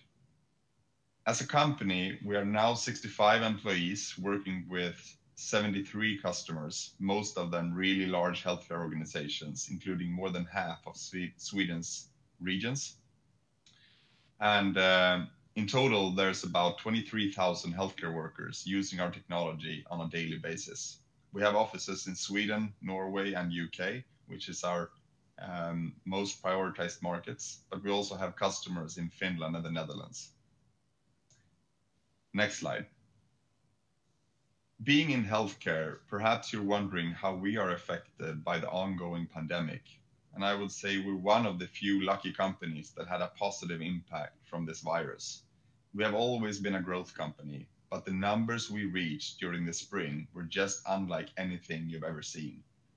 Between March till October, we reached 187% revenue growth, 390% user growth, meaning healthcare professionals, and 964% growth in patient volume. And much of the digital transformation that were planned to happen the next 2 years within healthcare were achieved within just a couple of months. So all this extraordinary growth, was that luck or coincidence? Well, of course, no one expected a pandemic to hit us. So things have happened a lot faster than we expected them to. But we did make some strategic choices that were very important the last few years that played out well for us. And I'll tell you more about this soon. Next slide. Going back to 2014, when we were nothing more than an idea on a piece of paper, we discussed different ways of achieving better and more accessible healthcare. And we could have become a marketplace for healthcare services, much like Dr. Lieb in France or Dr. Alia in Spain, which is perfect for markets with small primary care units within a highly decentralized primary care system. We could have started a consumer service for healthcare services like Kry did or Babylon. However, we did not want to limit our solution to primary care, nor did we believe in delivering a pure digital experience. Healthcare can often be digital, but many times you need to go to take some tests, visit the hospital, or do a physical exam. That is why we decided to build a technology solution for large healthcare organizations and deliver that as a SaaS platform. We reasoned that it will most likely take a few more years to scale, but this is where the really big potential lies, and I still believe this to be true. Next slide.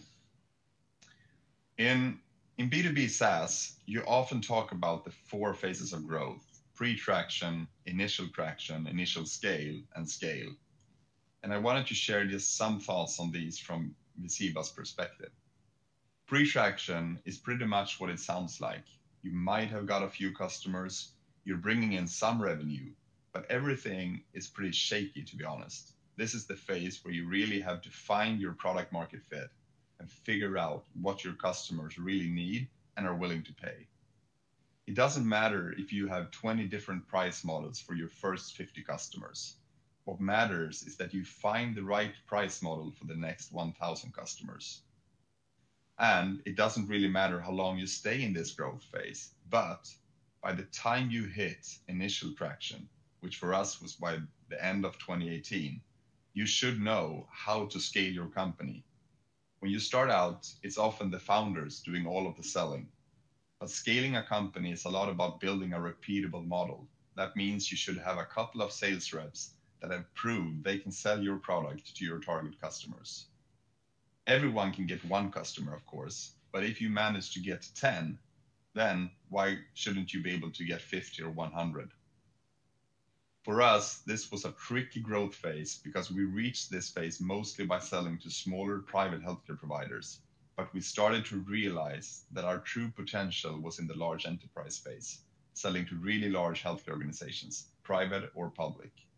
So basically, the whole of 2018, we put all of our development efforts into building our enterprise offer. We then launched Visiba Care Enterprise in early 2019. Since then, basically all of our growth has come from that single customer segment. Getting from initial traction to initial scale is really hard, and a lot of companies fail. Looking at health tech companies, I can find so many with revenues around 10 to 20 million, but where growth pretty much is stopped. You get caught in a niche and you don't have the traction that enables you to raise the capital you need to expand your product capabilities or your commercial team to take that next step. With the high growth we have seen this year, we hit initial scale just before the summer and are now seeing further growth. Our current numbers is where I believed us to be by the end of 2021, so things have really moved fast. The final step, reaching scale, is something very few SaaS companies succeed in doing. Of course, it is our goal to get there within the next couple of years, and I believe we are very well positioned to do so. Next slide. For me personally, I believe that in order to be successful, we need to excel in 3 areas: people, strategy, and execution. There are many things to be said about all of these areas, and we don't have that much time today. However, I will mention a few things around each area based on the things we have done. Next slide. I really like the saying, if you want to go fast, go alone. If you want to go far, go together. Building a successful company is not a one-man or woman's job.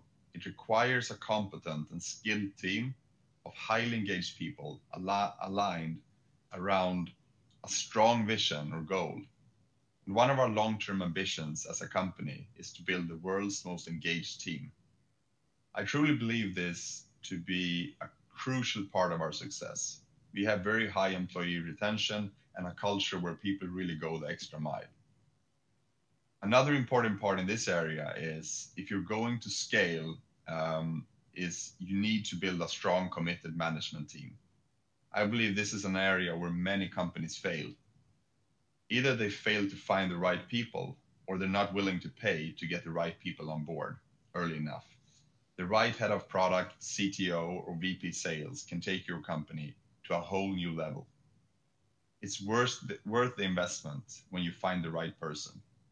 As a CEO of a startup, you should always be looking for that next key person. I met and started having regular lunches with our chief product officer about 2 years before hiring him. And I would say that's a key part of your job as a CEO. I have 2 recommendations in this area. If it's not one of the founder's job, hire someone to be responsible for the people function. We hired our head of people and culture when we were just 18 employees. Second, make sure to include your whole team around setting company core values and actively invest in defining a strong company culture. Of course, it can't be a paper product. You and your team have to live and breathe it every day. Next slide. When it comes to strategy, I like to just share a couple of things. We decided on a land and expand strategy, meaning that we made it easy for healthcare providers to get started without large upfront costs or contracts. And step by step, we added product capabilities and more value to our customers while increasing share of wallet. When the pandemic hit us in March, we had around 20 large enterprise accounts, including the Swedish regions. Most of these accounts had been our customers for several years, growing slow and steady every month by adding more users to our platform. We have invested a lot in building stickiness, and I like to compare this with building pipes. We have built really solid pipes with a market-leading product that customers love to use, and strong relationships with key stakeholders in all our customer accounts. We always knew growth would happen, and looking back, it took us 2,170 days before the tap was turned on completely, which happened on March 12th this year. So going back to the growth numbers I mentioned regarding what happened during the pandemic for us. When the pandemic hit, we started seeing growth on a daily basis, what before had been a strong month. And most of our growth during the first months of the pandemic came from existing accounts, increasing the number of users. And I'm positive we outgrew all of our competitors. You might call that luck, but for me, it was a long-term investment and strategy that really paid off. Another strategic decision we made was to get a professional board very early on. Our chairman joined the same year we founded the company. And we also recruited another couple of board directors just a few months later. The board has been key for me as a CEO to work with strategy and to focus on the questions your day-to-day operations rarely allows you to do in a startup. We wanted to start with a professional board before getting investors on board that would require a seat at the board. And I believe it's important that your board is not too investor heavy, but rather have a few external board directors that are handpicked for their experience and competence. Next slide. There is a saying in the startup world that goes, move fast and break things. And I think this works great for startups, completely disrupting old structures and business models.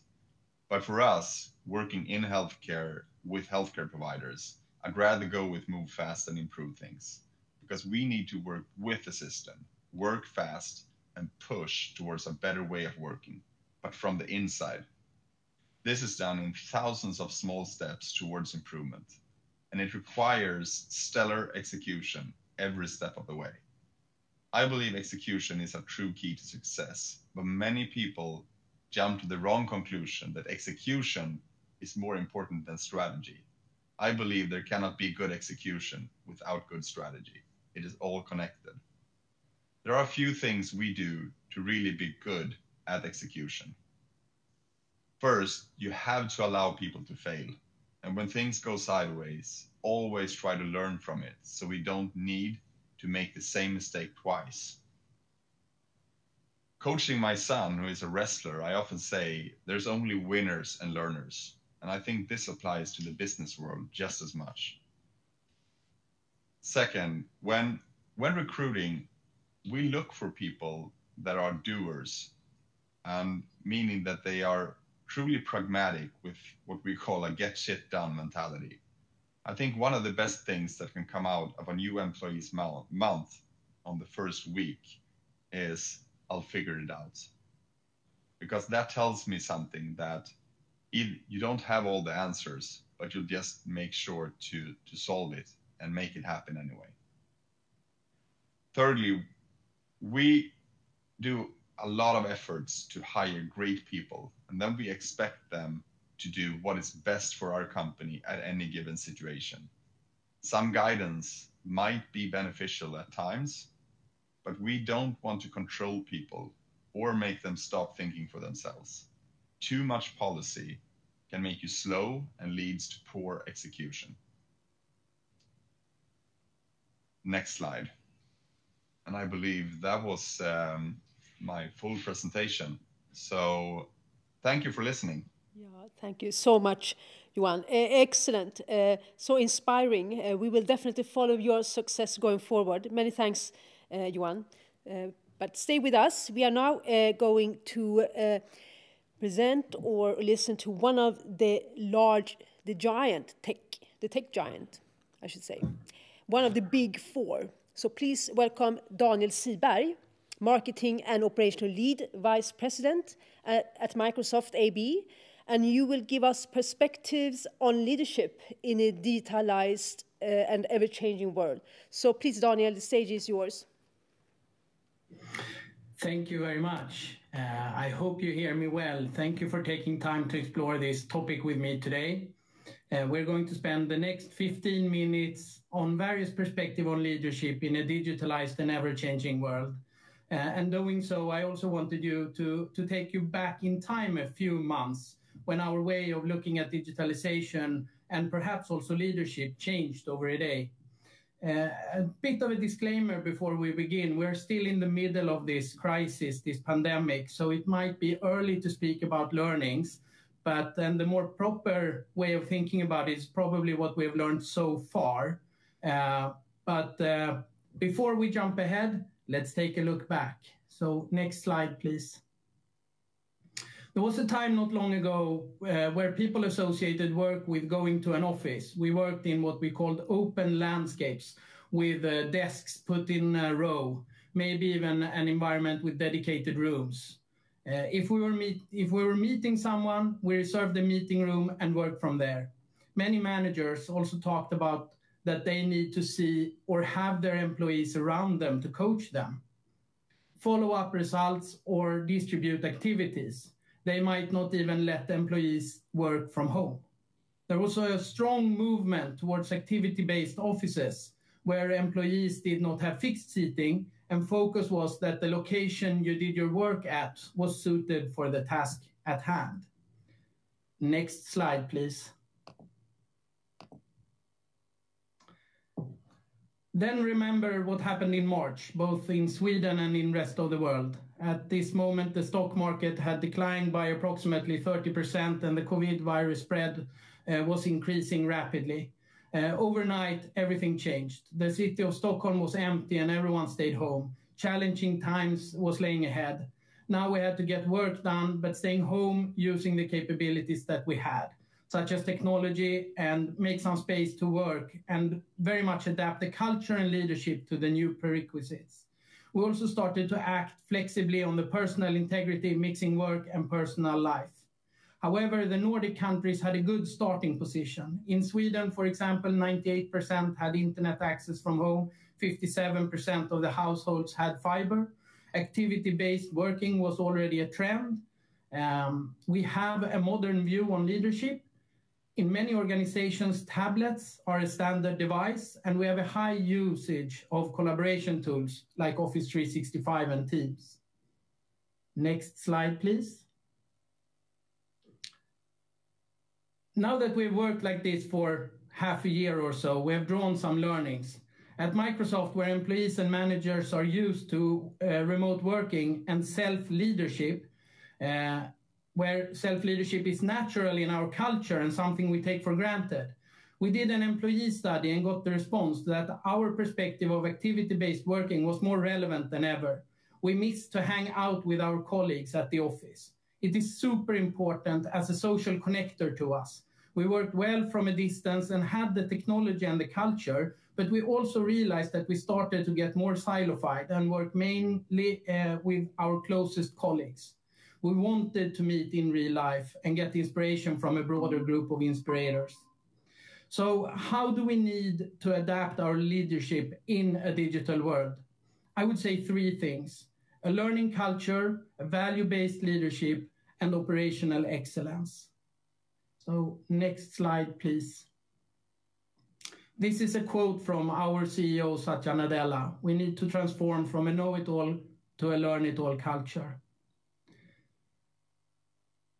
To create a learning culture is critical with a rapid pace of innovation and the possibilities that digitalization creates. And we have to adapt a learning culture to be able to take advantage of all these new possibilities. Satya Nadella embarked us at Microsoft on this cultural change when he took over as CEO and driving for a growth mindset, a culture where you say, you don't know it all, but you learn it all, where you say, I don't know yet. Next slide, please. The learning culture allows us to take advantage of the rapid pace of innovation. The way we measure this, we call this tech intensity. The measurement of tech intensity that Satya usually refers to is built out of two things. It is the function of how we are able to adopt technology, which is a function of our learning culture. And the second piece is how much tech capability there is, meaning how fast and rapid the pace of developing new solutions is. And then the third parameter is the key element in this, and that is the trust in technology. The second piece to realize the tech intensity and the values that we create with digitalization is the value-based leadership. We need to ensure that we use tech for good, and we also have to learn how to lead in the new normal. But we also need to ensure that we have an inclusive view and allow the full society to take advantage of the development and the gains. In Stockholm alone, we saw that according to ITOT, we will have a shortage of 70,000 skilled tech employees in the coming years. And to address this, we need to be able to include the full workforce in order to meet these needs. So what are some of the challenges we stand in front of as leaders? Next slide, please. We see 6 main challenges. How do you lead an organization working from a distance? How do we maintain the corporate culture and social glue when we cannot meet? How do we keep that fika going that we are so used to? How do we ensure a safe working environment? Are we allowing our team members to bring the necessary tools to their homes? How do we get the most out of a digital way of working and the digital meeting? Are we thinking about before, under, and after a meeting? How do we handle the huge flow of information that we have and that is now not able to meet up at the office? How do we take advantage of the new opportunities that arise? We do that in changing how we lead. So next slide, please. The first piece is operational excellence. This is critical for us, that we put our efforts on the right things and scale as much as possible so we can free up time and resources to innovate.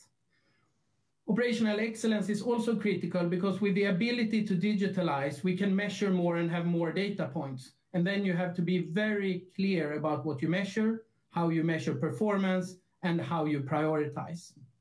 The second piece is collaboration. Collaboration is where it really happens. And what we see with the digital world, digital is actually inclusive because it doesn't need travel.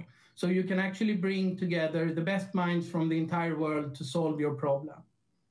Empowerment is critical in this new world. And with that comes the notion of self-leadership. We need to ensure that we train not only ourselves and our managers, but also the individuals on self-leadership to ensure that we can get the most out of the working week. And the final piece is the focus on learning. Think about new ways to learn and to make sure that there is time blocked for people to take advantage of the learnings that you are investing in. Next slide, please. We have come to an extreme situation at the moment where the pendulum has swung to the far out and where we don't even have the possibility many times to meet at the office. And we're about to land this into a new normal. We will not go back to where we came from, as we have seen the benefits from remote working opportunities, but we have also seen its limitations. As always, we will adopt to the new normal and bring with us the best and avoid the negative aspects. This will take us into a new normal. The trends that we are seeing is that remote working will increase, traveling will decrease, virtual meetings are here to stay. Security and compliance are of increasingly importance in this new world. Leadership and culture must adapt to the new normal, and digitalization can enable us to move to the next level if we invest in innovation. For us at Microsoft, we think about this in a very easy model. We think about it as people, technology, and the location where you are doing your work. From people, you need to invest so that they can really take advantage of the technology. You need to make sure that the technology is meeting the needs of the tasks that we are about to perform, and you need to make sure that the location is adapted for the work that needs to be done. Next slide, please. And you should be on the last slide here with me thanking you so much for your time and listening to me today. We should thank you, Daniel. A great presentation, extremely important insights. And you have indeed reinforced the positive perception of Microsoft also, Daniel. Many thanks. We are ahead of schedule, actually. This is fantastic. So, Monica, we are now going to our neighbor Finland, known for the advanced education system and excellency in IT. Please welcome Monica Likama, co-founder and group CEO at Enfuse, that will give us insights into how a Nordic payment service provider is improving the financial industry. Please, Monica, the stage is yours. Thank you, and thank you so much for having me, and really inspired by the couple of previous also presentations. So pretty much have some same views and going to share our story so far. So I'm here to talk a little bit about how we, as a Nordic payment service provider, are trying to do our fair share of improving the financial industry. Next slide, please. Purpose was something that was already mentioned before, and my own background is within banking. So I've been part of the telco industry, then started my first company back in 2006, ended up building a bank in Finland and being the CIO of that bank. And really seeing that being part of something great, building things for the better good, and of course being very compliance driven were things that were really good. But one of the big challenges was, of course, that everything took horrendous amounts of time. So implementing new products and services took months or even years, and the costs were really big. So back in 2011, I was asked to join a company and start building payment service processing, which I did, and it was a great journey. I learned a lot, met a lot of good people, and we did amazing things. But then the ambition level of my employer wasn't what I wanted it to be. So in 2015, I quit my job and started thinking about what I wanted to do when I grow up. And then, as I'm a true believer of networking and collaboration, I always take the opportunity to take a coffee with whoever kind of wants to have some ideas to exchange. And by doing that, I actually met the person who offered me a job, which I declined. But at that point, the idea that became Enfuse beginning was born. What if we could actually change the financial industry for good by actually building sustainable solutions that have a positive impact on the world we live in? And how can we do that? Of course, me being a 45 years young mother of 4, wanted to make a positive impact on the world, but doing it with the things I knew best, meaning payments, money, and compliance. So when we started to build Enfuse, we were really looking at how can we take the things we know and make them better for a better good. Next slide, please. So that was the beginning of Enfuse. Since we were really good, me and my 4 co-founders within payments, we have been bankers and service providers for many years. We knew the challenges, but we also saw the benefits of doing things differently.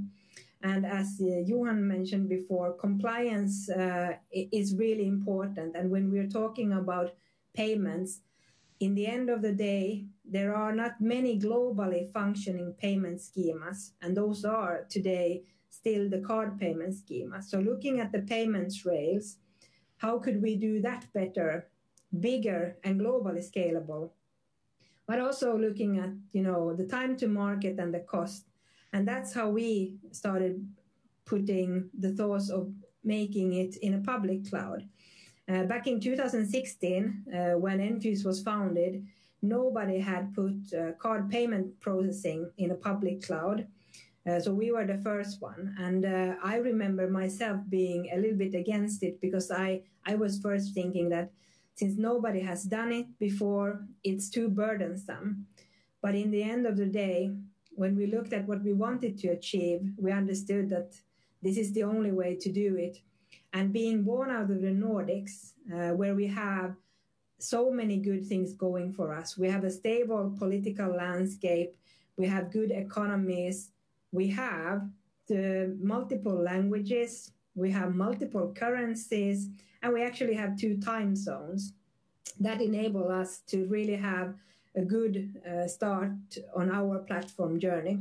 So we started off building card payment services, enabling banks, financial institutions, and merchants to issue payment cards, both debit, credit, prepaid, and then also expanding not only from consumer business to even corporate cards. And we have customers, for example, like ST1, who owns the Shell brand. We do fleet cards and credit cards with Apple Pay for them. We have customers like Rocker, who do prepaid payment card. We have customers like Pleo, and growing a lot. Then we were looking into what other things could we do, and then looking into open banking and PSD2. So I was part of the bank when Payment Service Directive #1, so the first version, came.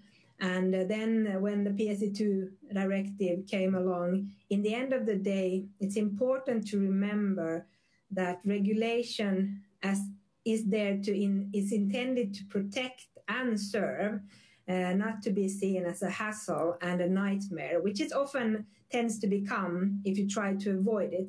So we really went in to embrace the possibilities that compliance can give us. So we started enabling banks to become PSD2 compliant, but then also expanding into becoming a compliant hub. So connecting to the Nordic banks and enabling customers like Nenento Group, so Suomen Asiakastieto and UC, to utilize our services when they do scoring for banks. And then when we're looking at the things that we actually did as a core business, and then looking at the values of the company and the purpose, the values were born out of a collaboration when we were about 15 people. We sat down and said that since this is the purpose of the company, what are the actual key driving values that will guide us in the decisions that we do? And then we have 4 core values where collaboration is really the key. We would never be where we are at today or in the future without really having a good emphasis internally and externally on collaboration. Then we have excellence. So we really strive to do the best work possible. Of course, being a very regulated entity, we are also regulated under the Finnish Supervisory Authority, and we have banks as customers. It is really important that quality is in the heart of the things we do because we handle money. Think big. It's important. It depends on who you are at the company, what it actually means. But of course, looking at me, for me, it's a global expansion, building a company that I can be proud of that has the global positive impact. And then if we think about a single person being more from a developer side, it's exactly not going in and trying to solve a small problem today, but actually looking on when we build stuff, how do we make sure that they scale globally? So really having a global growth mindset from day one and taking those into account. And then we were looking into what could we do. That's where My Carbon Action was born. I'll tell you a little bit about that later. So today we run over 10 million end users in our platform. We have 24 customers globally, mostly in Europe and in the Middle East. And I think yesterday we were 58 driven professionals and growing. So really on a growth trajectory currently. And of course, COVID for us, it pulled the handbrake for many of our customers, but we can see a recovery and growth because it has also leapfrogged the digitalization where payments and in a digital form is a really important factor. So next slide. So when we started building on the open banking side and looking where do we want to be, we really want to be there to help both the incumbent players, the banks, the big banks, and the newcomers to have an understanding and buy it as turnkey service compliance. And of course, then bringing the business value. So also when we go into meetings with our clients and prospects, we are really there to understand their business and what they want to achieve. Because in the end of the day, we are a tech company, but tech is a way to enable things. And I've always said as an old developer myself, it's nothing that we can't build if we just understand what's the essence of what we want to achieve. So those are the things that we work on in a daily basis and really growing the whole company. Next slide, please. When we look at the competitive landscape and looking at the fact that being bought out of the Nordics is a true asset and looking at the purpose of the company, we really went in to build something that can scale globally. And even though we are in a pandemic, the climate change still remains and is increasingly becoming a problem. Just looking outside here in Helsinki now, where I should expect snow, it is +5 degrees and raining, and that is not normal. So it's probably the unfortunate new normal. So what can we do to make a difference? And when we looked at the things that we do and really looked into the science behind it, we actually saw that 70% of the CO2 emissions that actually then impact the climate change are derived from what we as consumers buy and consume. And that's when we really wanted to build our service and add on features like My Carbon Action, where we can enable our customers to educate their customers, meaning us users, on the daily impact of our consumption. And that's how we saw that we will bring a big change and impact and contribute to the well-being of the planet. Next slide, please. When I'm looking at the challenges and where we are at, I never intended to found a fintech startup. I went in to found a company with a strong purpose, and that makes money, because making a sustainable business is a business where I can pay salaries, I can take care of my employees, and I can really grow to a company that I can be proud of.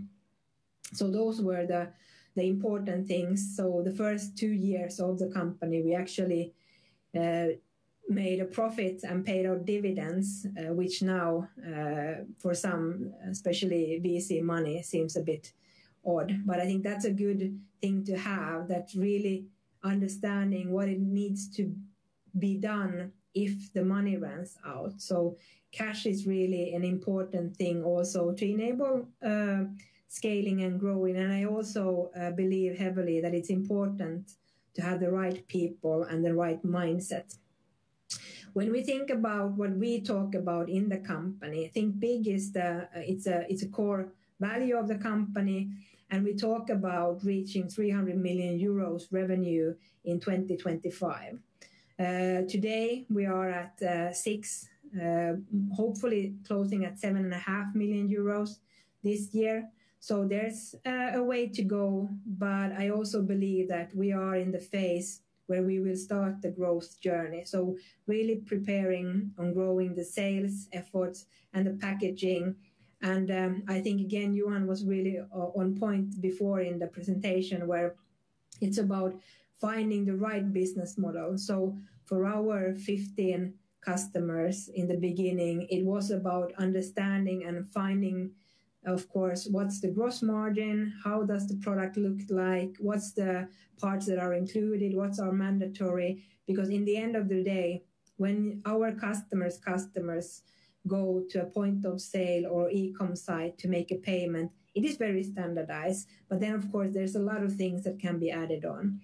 So for us, we talk about having a big, hairy, audacious goal, talking about being bigger and better than Google. And it's just to make sure that we have the right type of people. And also, when we look at the growth mindset, a growth mindset is, of course, also important to have different types of people. So in the talent acquisition, we also look for diversity. In the beginning, we are a really tech-focused company founded by 2 women and 3 guys, which apparently is a bit weird. So we have worked a lot to also make sure that we have a very high level of diversity in the company. So that's in the core of the talent acquisition. And currently we are at 32% women, and we have women developers and DBAs, etc. So it's been a challenge. It is a challenge, and we are doing a lot of work to make sure we get in people, and also with different background. We have 10 different nationalities working. We have English as the language that we use in the company. But one of the things that took me maybe a little bit by surprise, maybe it's really the urgency to have a really good leadership style.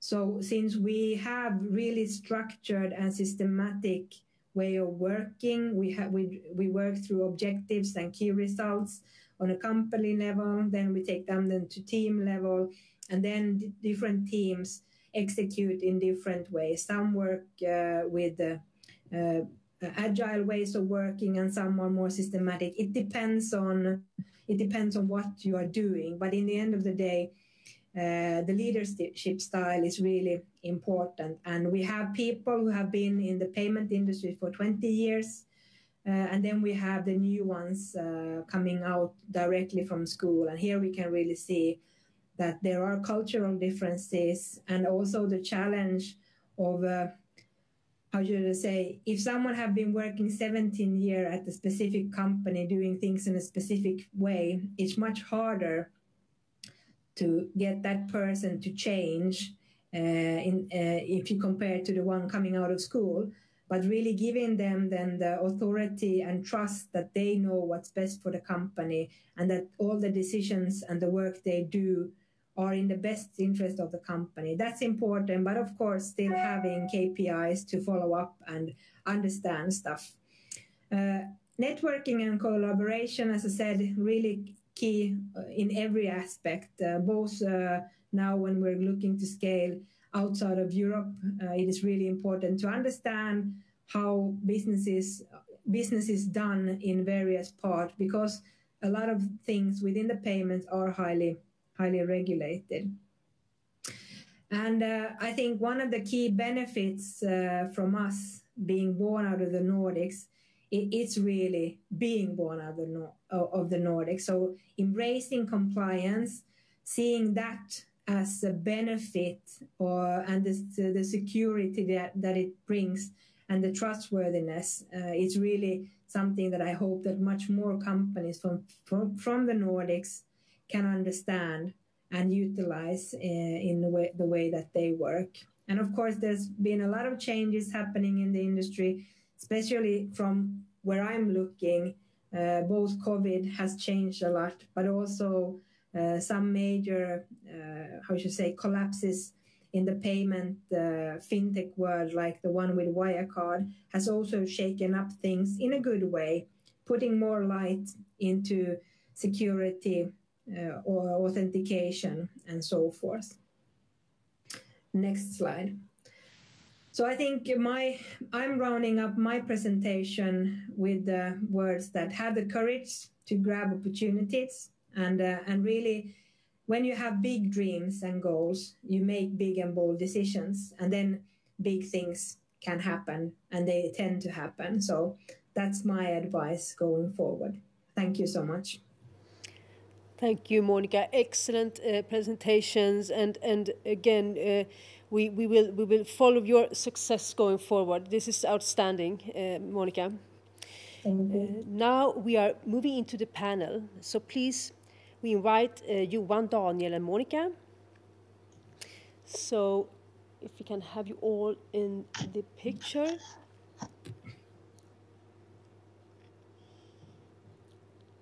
Excellent. So I have a specific question to you, Monica, and Johan, I would like to ask. That is about, you are dealing in environments where you need to relate to structures in place, both in the health sector and in the financial sector. So how do you as a company influence environments where large players, incumbents, dominate and set conditions for business development? What are the keys to successful collaboration with established players, part of the value chain? Perhaps I can go first. So I would say that we influence the environments by innovating fast and creating massive value for the customer. For us, it's important to understand the ecosystem and what different players see as their core offer, and where we can add value to each other. If your value proposition is unique and your customers love you, I would say it's hard for the big players not to work with you. But if it's going to be a love story, you need to understand what is important to each stakeholder and make sure everybody becomes a winner. Yeah, so that would probably be my response. Yeah, and I would say definitely, and I think one of our OKRs is actually that customers love and praise us, and then we start taking it down. But then taking to the next step, since you covered, Johan, the more important part, of course, having a really good collaboration with the supervisory authority, really understanding how they think. And then also, because when you understand the challenges our customers face, when you think about banks and incumbent players and the new ones. So I think for us, one of the biggest challenges that I had two types of customers. One are the ones that think that nothing can be done because it's been done in a certain way for like ever. And then it's the ones who think that, hey, come on, Monica, how hard can this be? Let's get it done. And to be there in the between, it's really important to have, as Johan said, the ecosystem, understanding what value you bring to the table and how you can connect everything together. Yes, yes. With that being said, has it been important that you have a sector knowledge and the business contacts in place? Back to your what you said about moving fast, Johan. Has that been a prerequisite? Well, I think it's definitely an important part. I mean, for me, founding Visiba, I had no industry experience. So I basically started with nothing. And I often heard when we were out raising capital and heard from investors that, you know, how have you been able to achieve this? You have no industry knowledge or experience. And I think that definitely helps. We made sure to get that through people on the board and other ways to sort of connect it and you know, being out there and doing hard work, doing a lot of legwork, you build that network quite fast. But of course, it's a head start if you have it to begin with. Yeah, I think for us it was, and I think Johan, what you have is you have the execution drive, so you find the right people. I was having the right people. I was one of the right people, but for me, definitely when I was represented, we were doing something that hadn't been done before, hadn't been approved to be done before. And I remember myself in 2009 being a CIO of a bank and like laughing at cloud, like that's so stupid. Whoever invented that stupid name. And now, you know, being reborn and understanding the huge possibilities and taking that to be approved by the FSA, I do believe that one of the strengths and why we grew so much and are growing is that I knew what the FSA is expecting and what they will ask, what the risks are. So being prepared to answer and mitigate them before they actually become a question was the way that we you know, were able to secure the things we did as fast as we did. But yeah, so I think it's about having, as I said, hard work, regardless if you know it or don't, you need to work your ass off. That's good, Monica. Excellent. So to you, Daniel, you talked about the importance of value-based leadership and technological intensity that creates new opportunities for even innovations. And we understand that you have come a long way in this understanding. How does Microsoft incorporate this into customer relationships to strengthen their business development?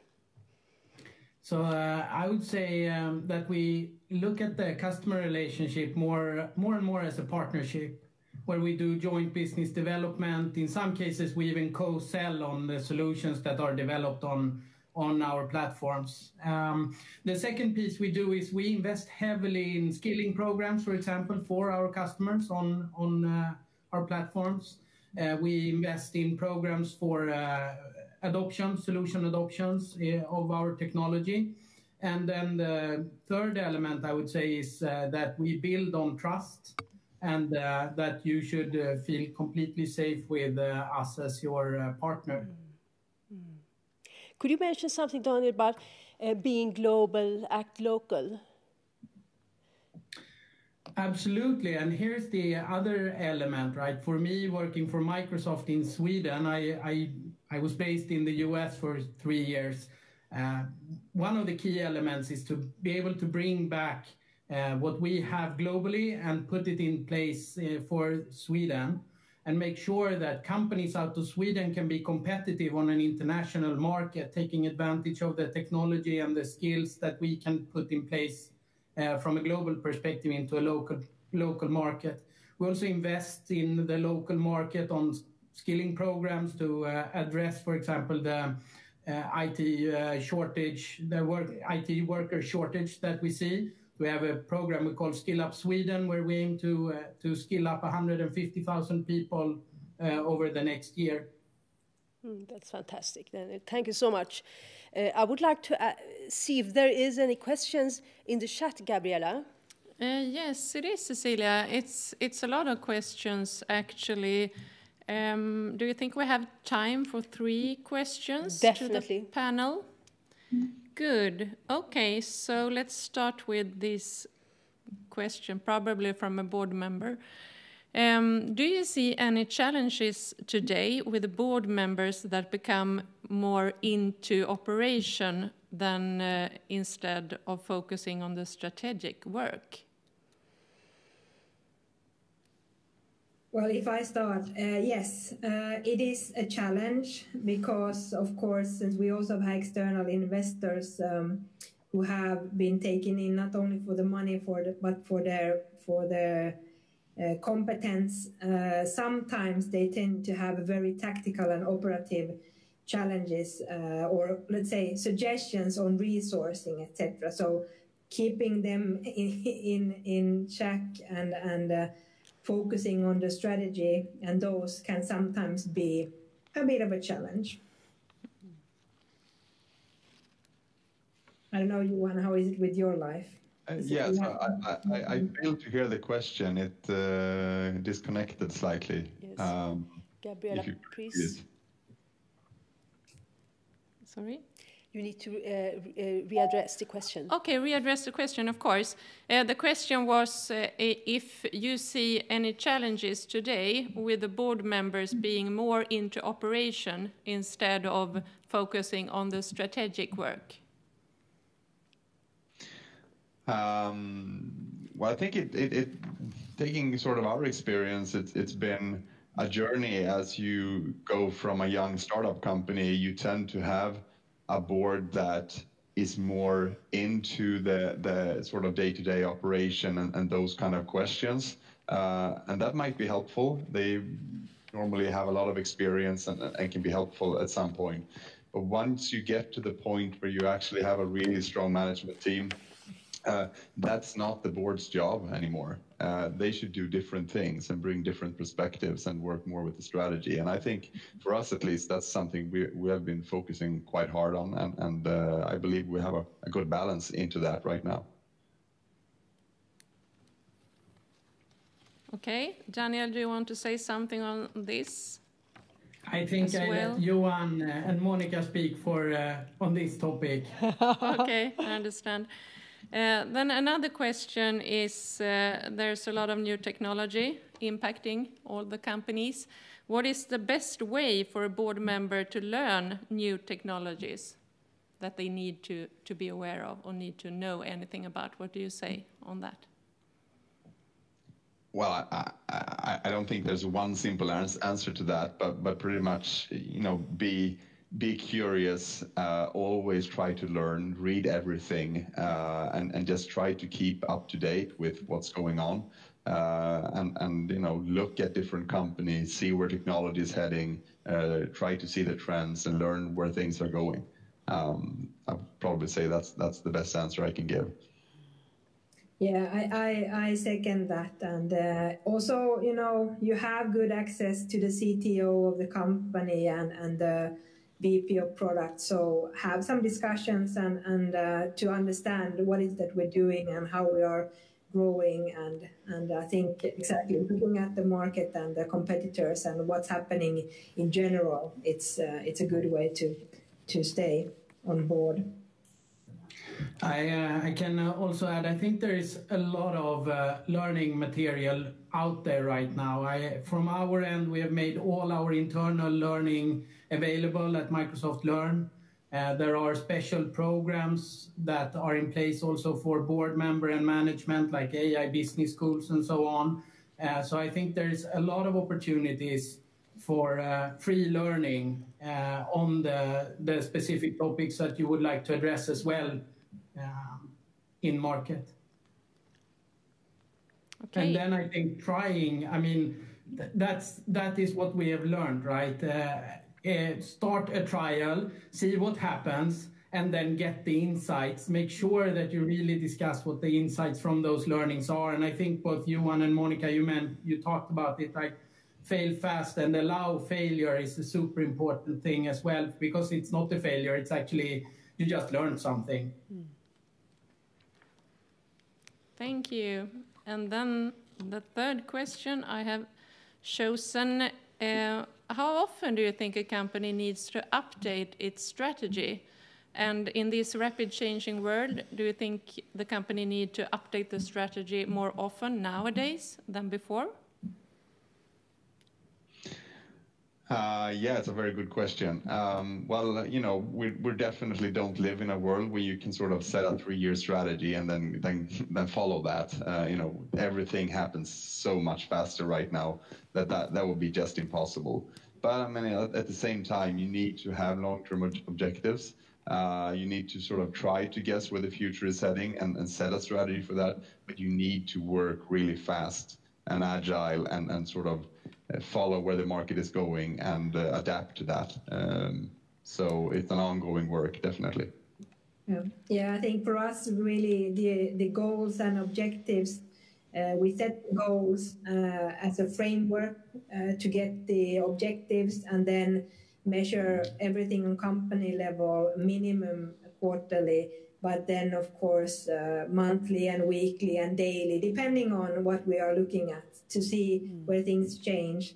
And we have a person who is really dedicated to really drive that part, to make sure that everyone fulfills their part of the game. And also having this question that if you're not working with something that it's according to the company OKRs, then you're probably doing something wrong.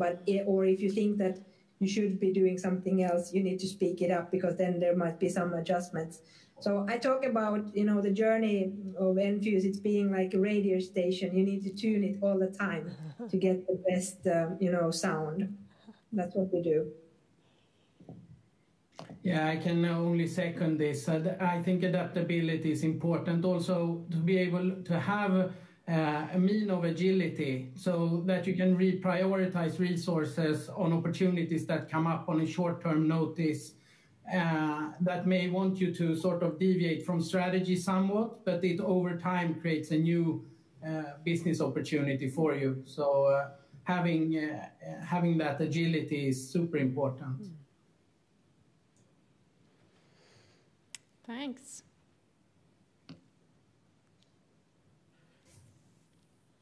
More questions from the audience? Well, it's a lot of questions from the audience, so thanks a lot for that. But I think you have some final questions as well, Cecilia, so I hand over to you. Yeah, actually I haven't, but I would like to take the chance, Daniel. How large is Microsoft in Sweden? We are about 550 employees working out of Sweden, but we're working on many of us are working on international base, so roughly 300 people, I would say, who work dedicated on the Swedish market. Yeah. So now we have reached actually the wrap up of a fantastic afternoon with you, such a great leaders. So we are ready to summarize. We are ready to summarize.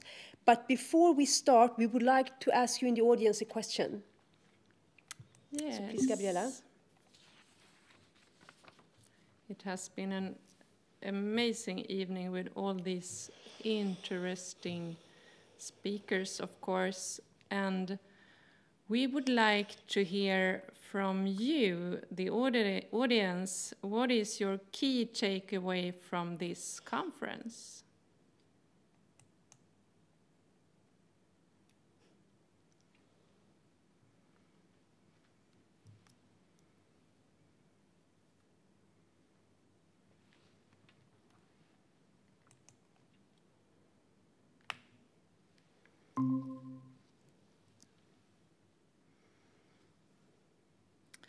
And you remember probably in the beginning you wanted to get inspiration and you wanted to get inspired. So let's see if it's some words like that who's coming up from the audience.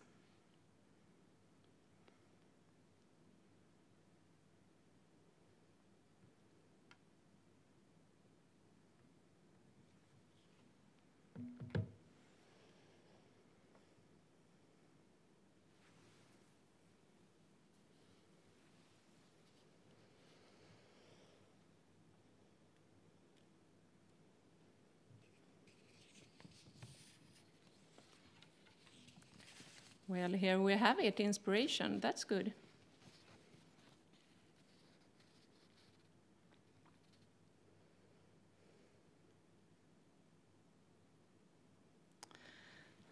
Talent people, different perspective. You have listened to a lot of interesting speakers with a lot of different perspective, of course. Agility.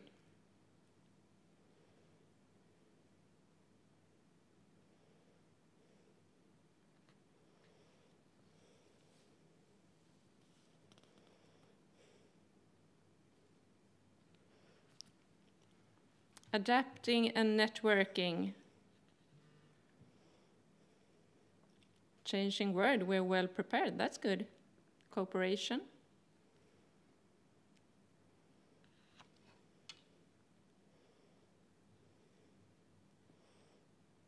Learning is important. And hopefully we have learned a lot today.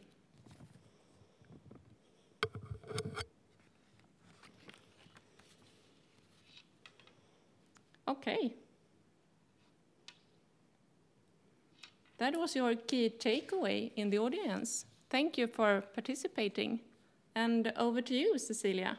Thank you, Gabriella. And now we are into wrapping up this fantastic afternoon with such a great leaders, such a great presentation, extremely inspiring. So, Lena, I would like you to give your view on what your key takeaways are from the strategic outlook. Yes, thank you, Cecilia. First, I would like to say thank you so much for moderating this event. So great. So many thanks. Yes, first we started to talk about the strategic outlook and that nowadays it's not only the shareholders, instead the stakeholders' wish that we need to take into account. This leads to more dimensions and more complexity when developing the company strategy. We heard about the need for different approach to competition and formal cooperations, but also that there are increased opportunities to create value clusters that extend across different industries and countries. Well, then we talk about the board's perspective. Cecilia, what do you think was the most interesting part from that part? Thank you, Lena. Yeah, I'm thinking about the governance model going forward with the division between the boards and the management responsibilities, and the sequential annual meeting plan is put in the forefront as the business must move faster, much faster. So the board needs to approach business operations, and cooperations between the bodies must intensify. That's one key takeaway. The other is what Alexandra discussed around, and that is capital. Capital has an immense power, and institutional ownerless capital is history. We will see an increased reallocation, what we understand, of capital from companies where the pursuit of profit is not aligned with corporate purpose. So that's the two key takeaways I have from the board's perspective. So Lena, what about the management perspective?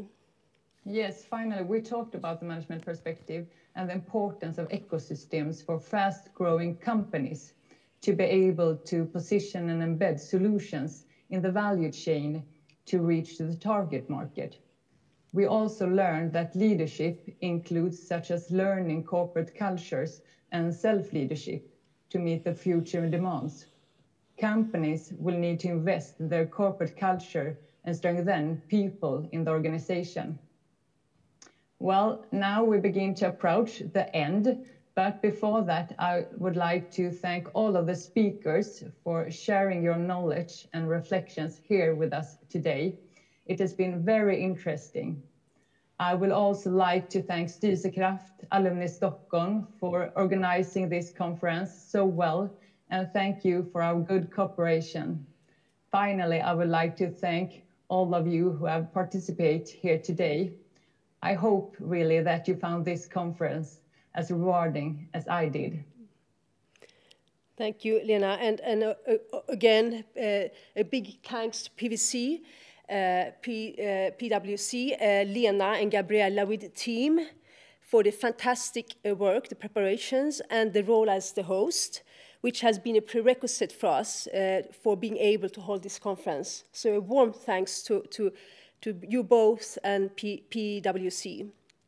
So now we have an announcement to make. Networking and business collaboration, this is something we really know about from this afternoon, have never been more important.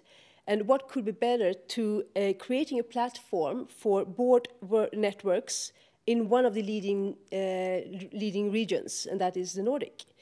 At the initiative of the Board Networks Styrelsekraft and Board Professional Finland, we are launching Nordic Board Network. This is a platform for board members in Nordic companies that are interested in developing leadership, increasing insights into strategic development, and capturing business opportunities and also collaboration opportunities. So please join us at our LinkedIn group. So we are welcoming you to log in or become a member at the LinkedIn group.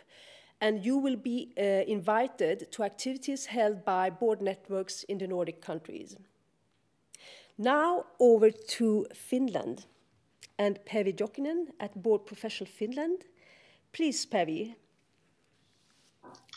Yes, hello. This is Päivi representing Board Professionals Finland. Very, very shortly, thank you from my side as well. It's been an exciting evening. Excellent that we got this Nordic cooperation on the go in such a great way. It is my pleasure to announce that we will continue these conferences, and PwC Finland has promised to host the next one. We are planning to do it in May so that we don't lose the momentum. We just heard we need to be fast, we need to act decisively. So therefore, we don't want to waste another year before we get together again, but rather in the next half year, we will organize something similar by Board Professionals Finland and PwC Finland. So thank you, Sweden, for showing great example. We'll take the baton from here, and then let's see who we hand it over to. But the idea is that this Nordic cooperation needs to continue. This is just a starting point, and we can learn so much from each other. We truly believe that being together as the Nordic board professionals, we can become much stronger. So wait for it, May 2021, the next Nordic conference will take place, and we will set it up from Finland. Excellent, Päivi. We highly appreciate it, and we will definitely be part of that, and hopefully physically in Helsinki. So thank you so much, Päivi. So a final thanks to every one of you and the audience, everyone engaged in this today. And let's keep in contact, keep in touch on our LinkedIn network till next time when we meet hopefully in Helsinki 2021 in May.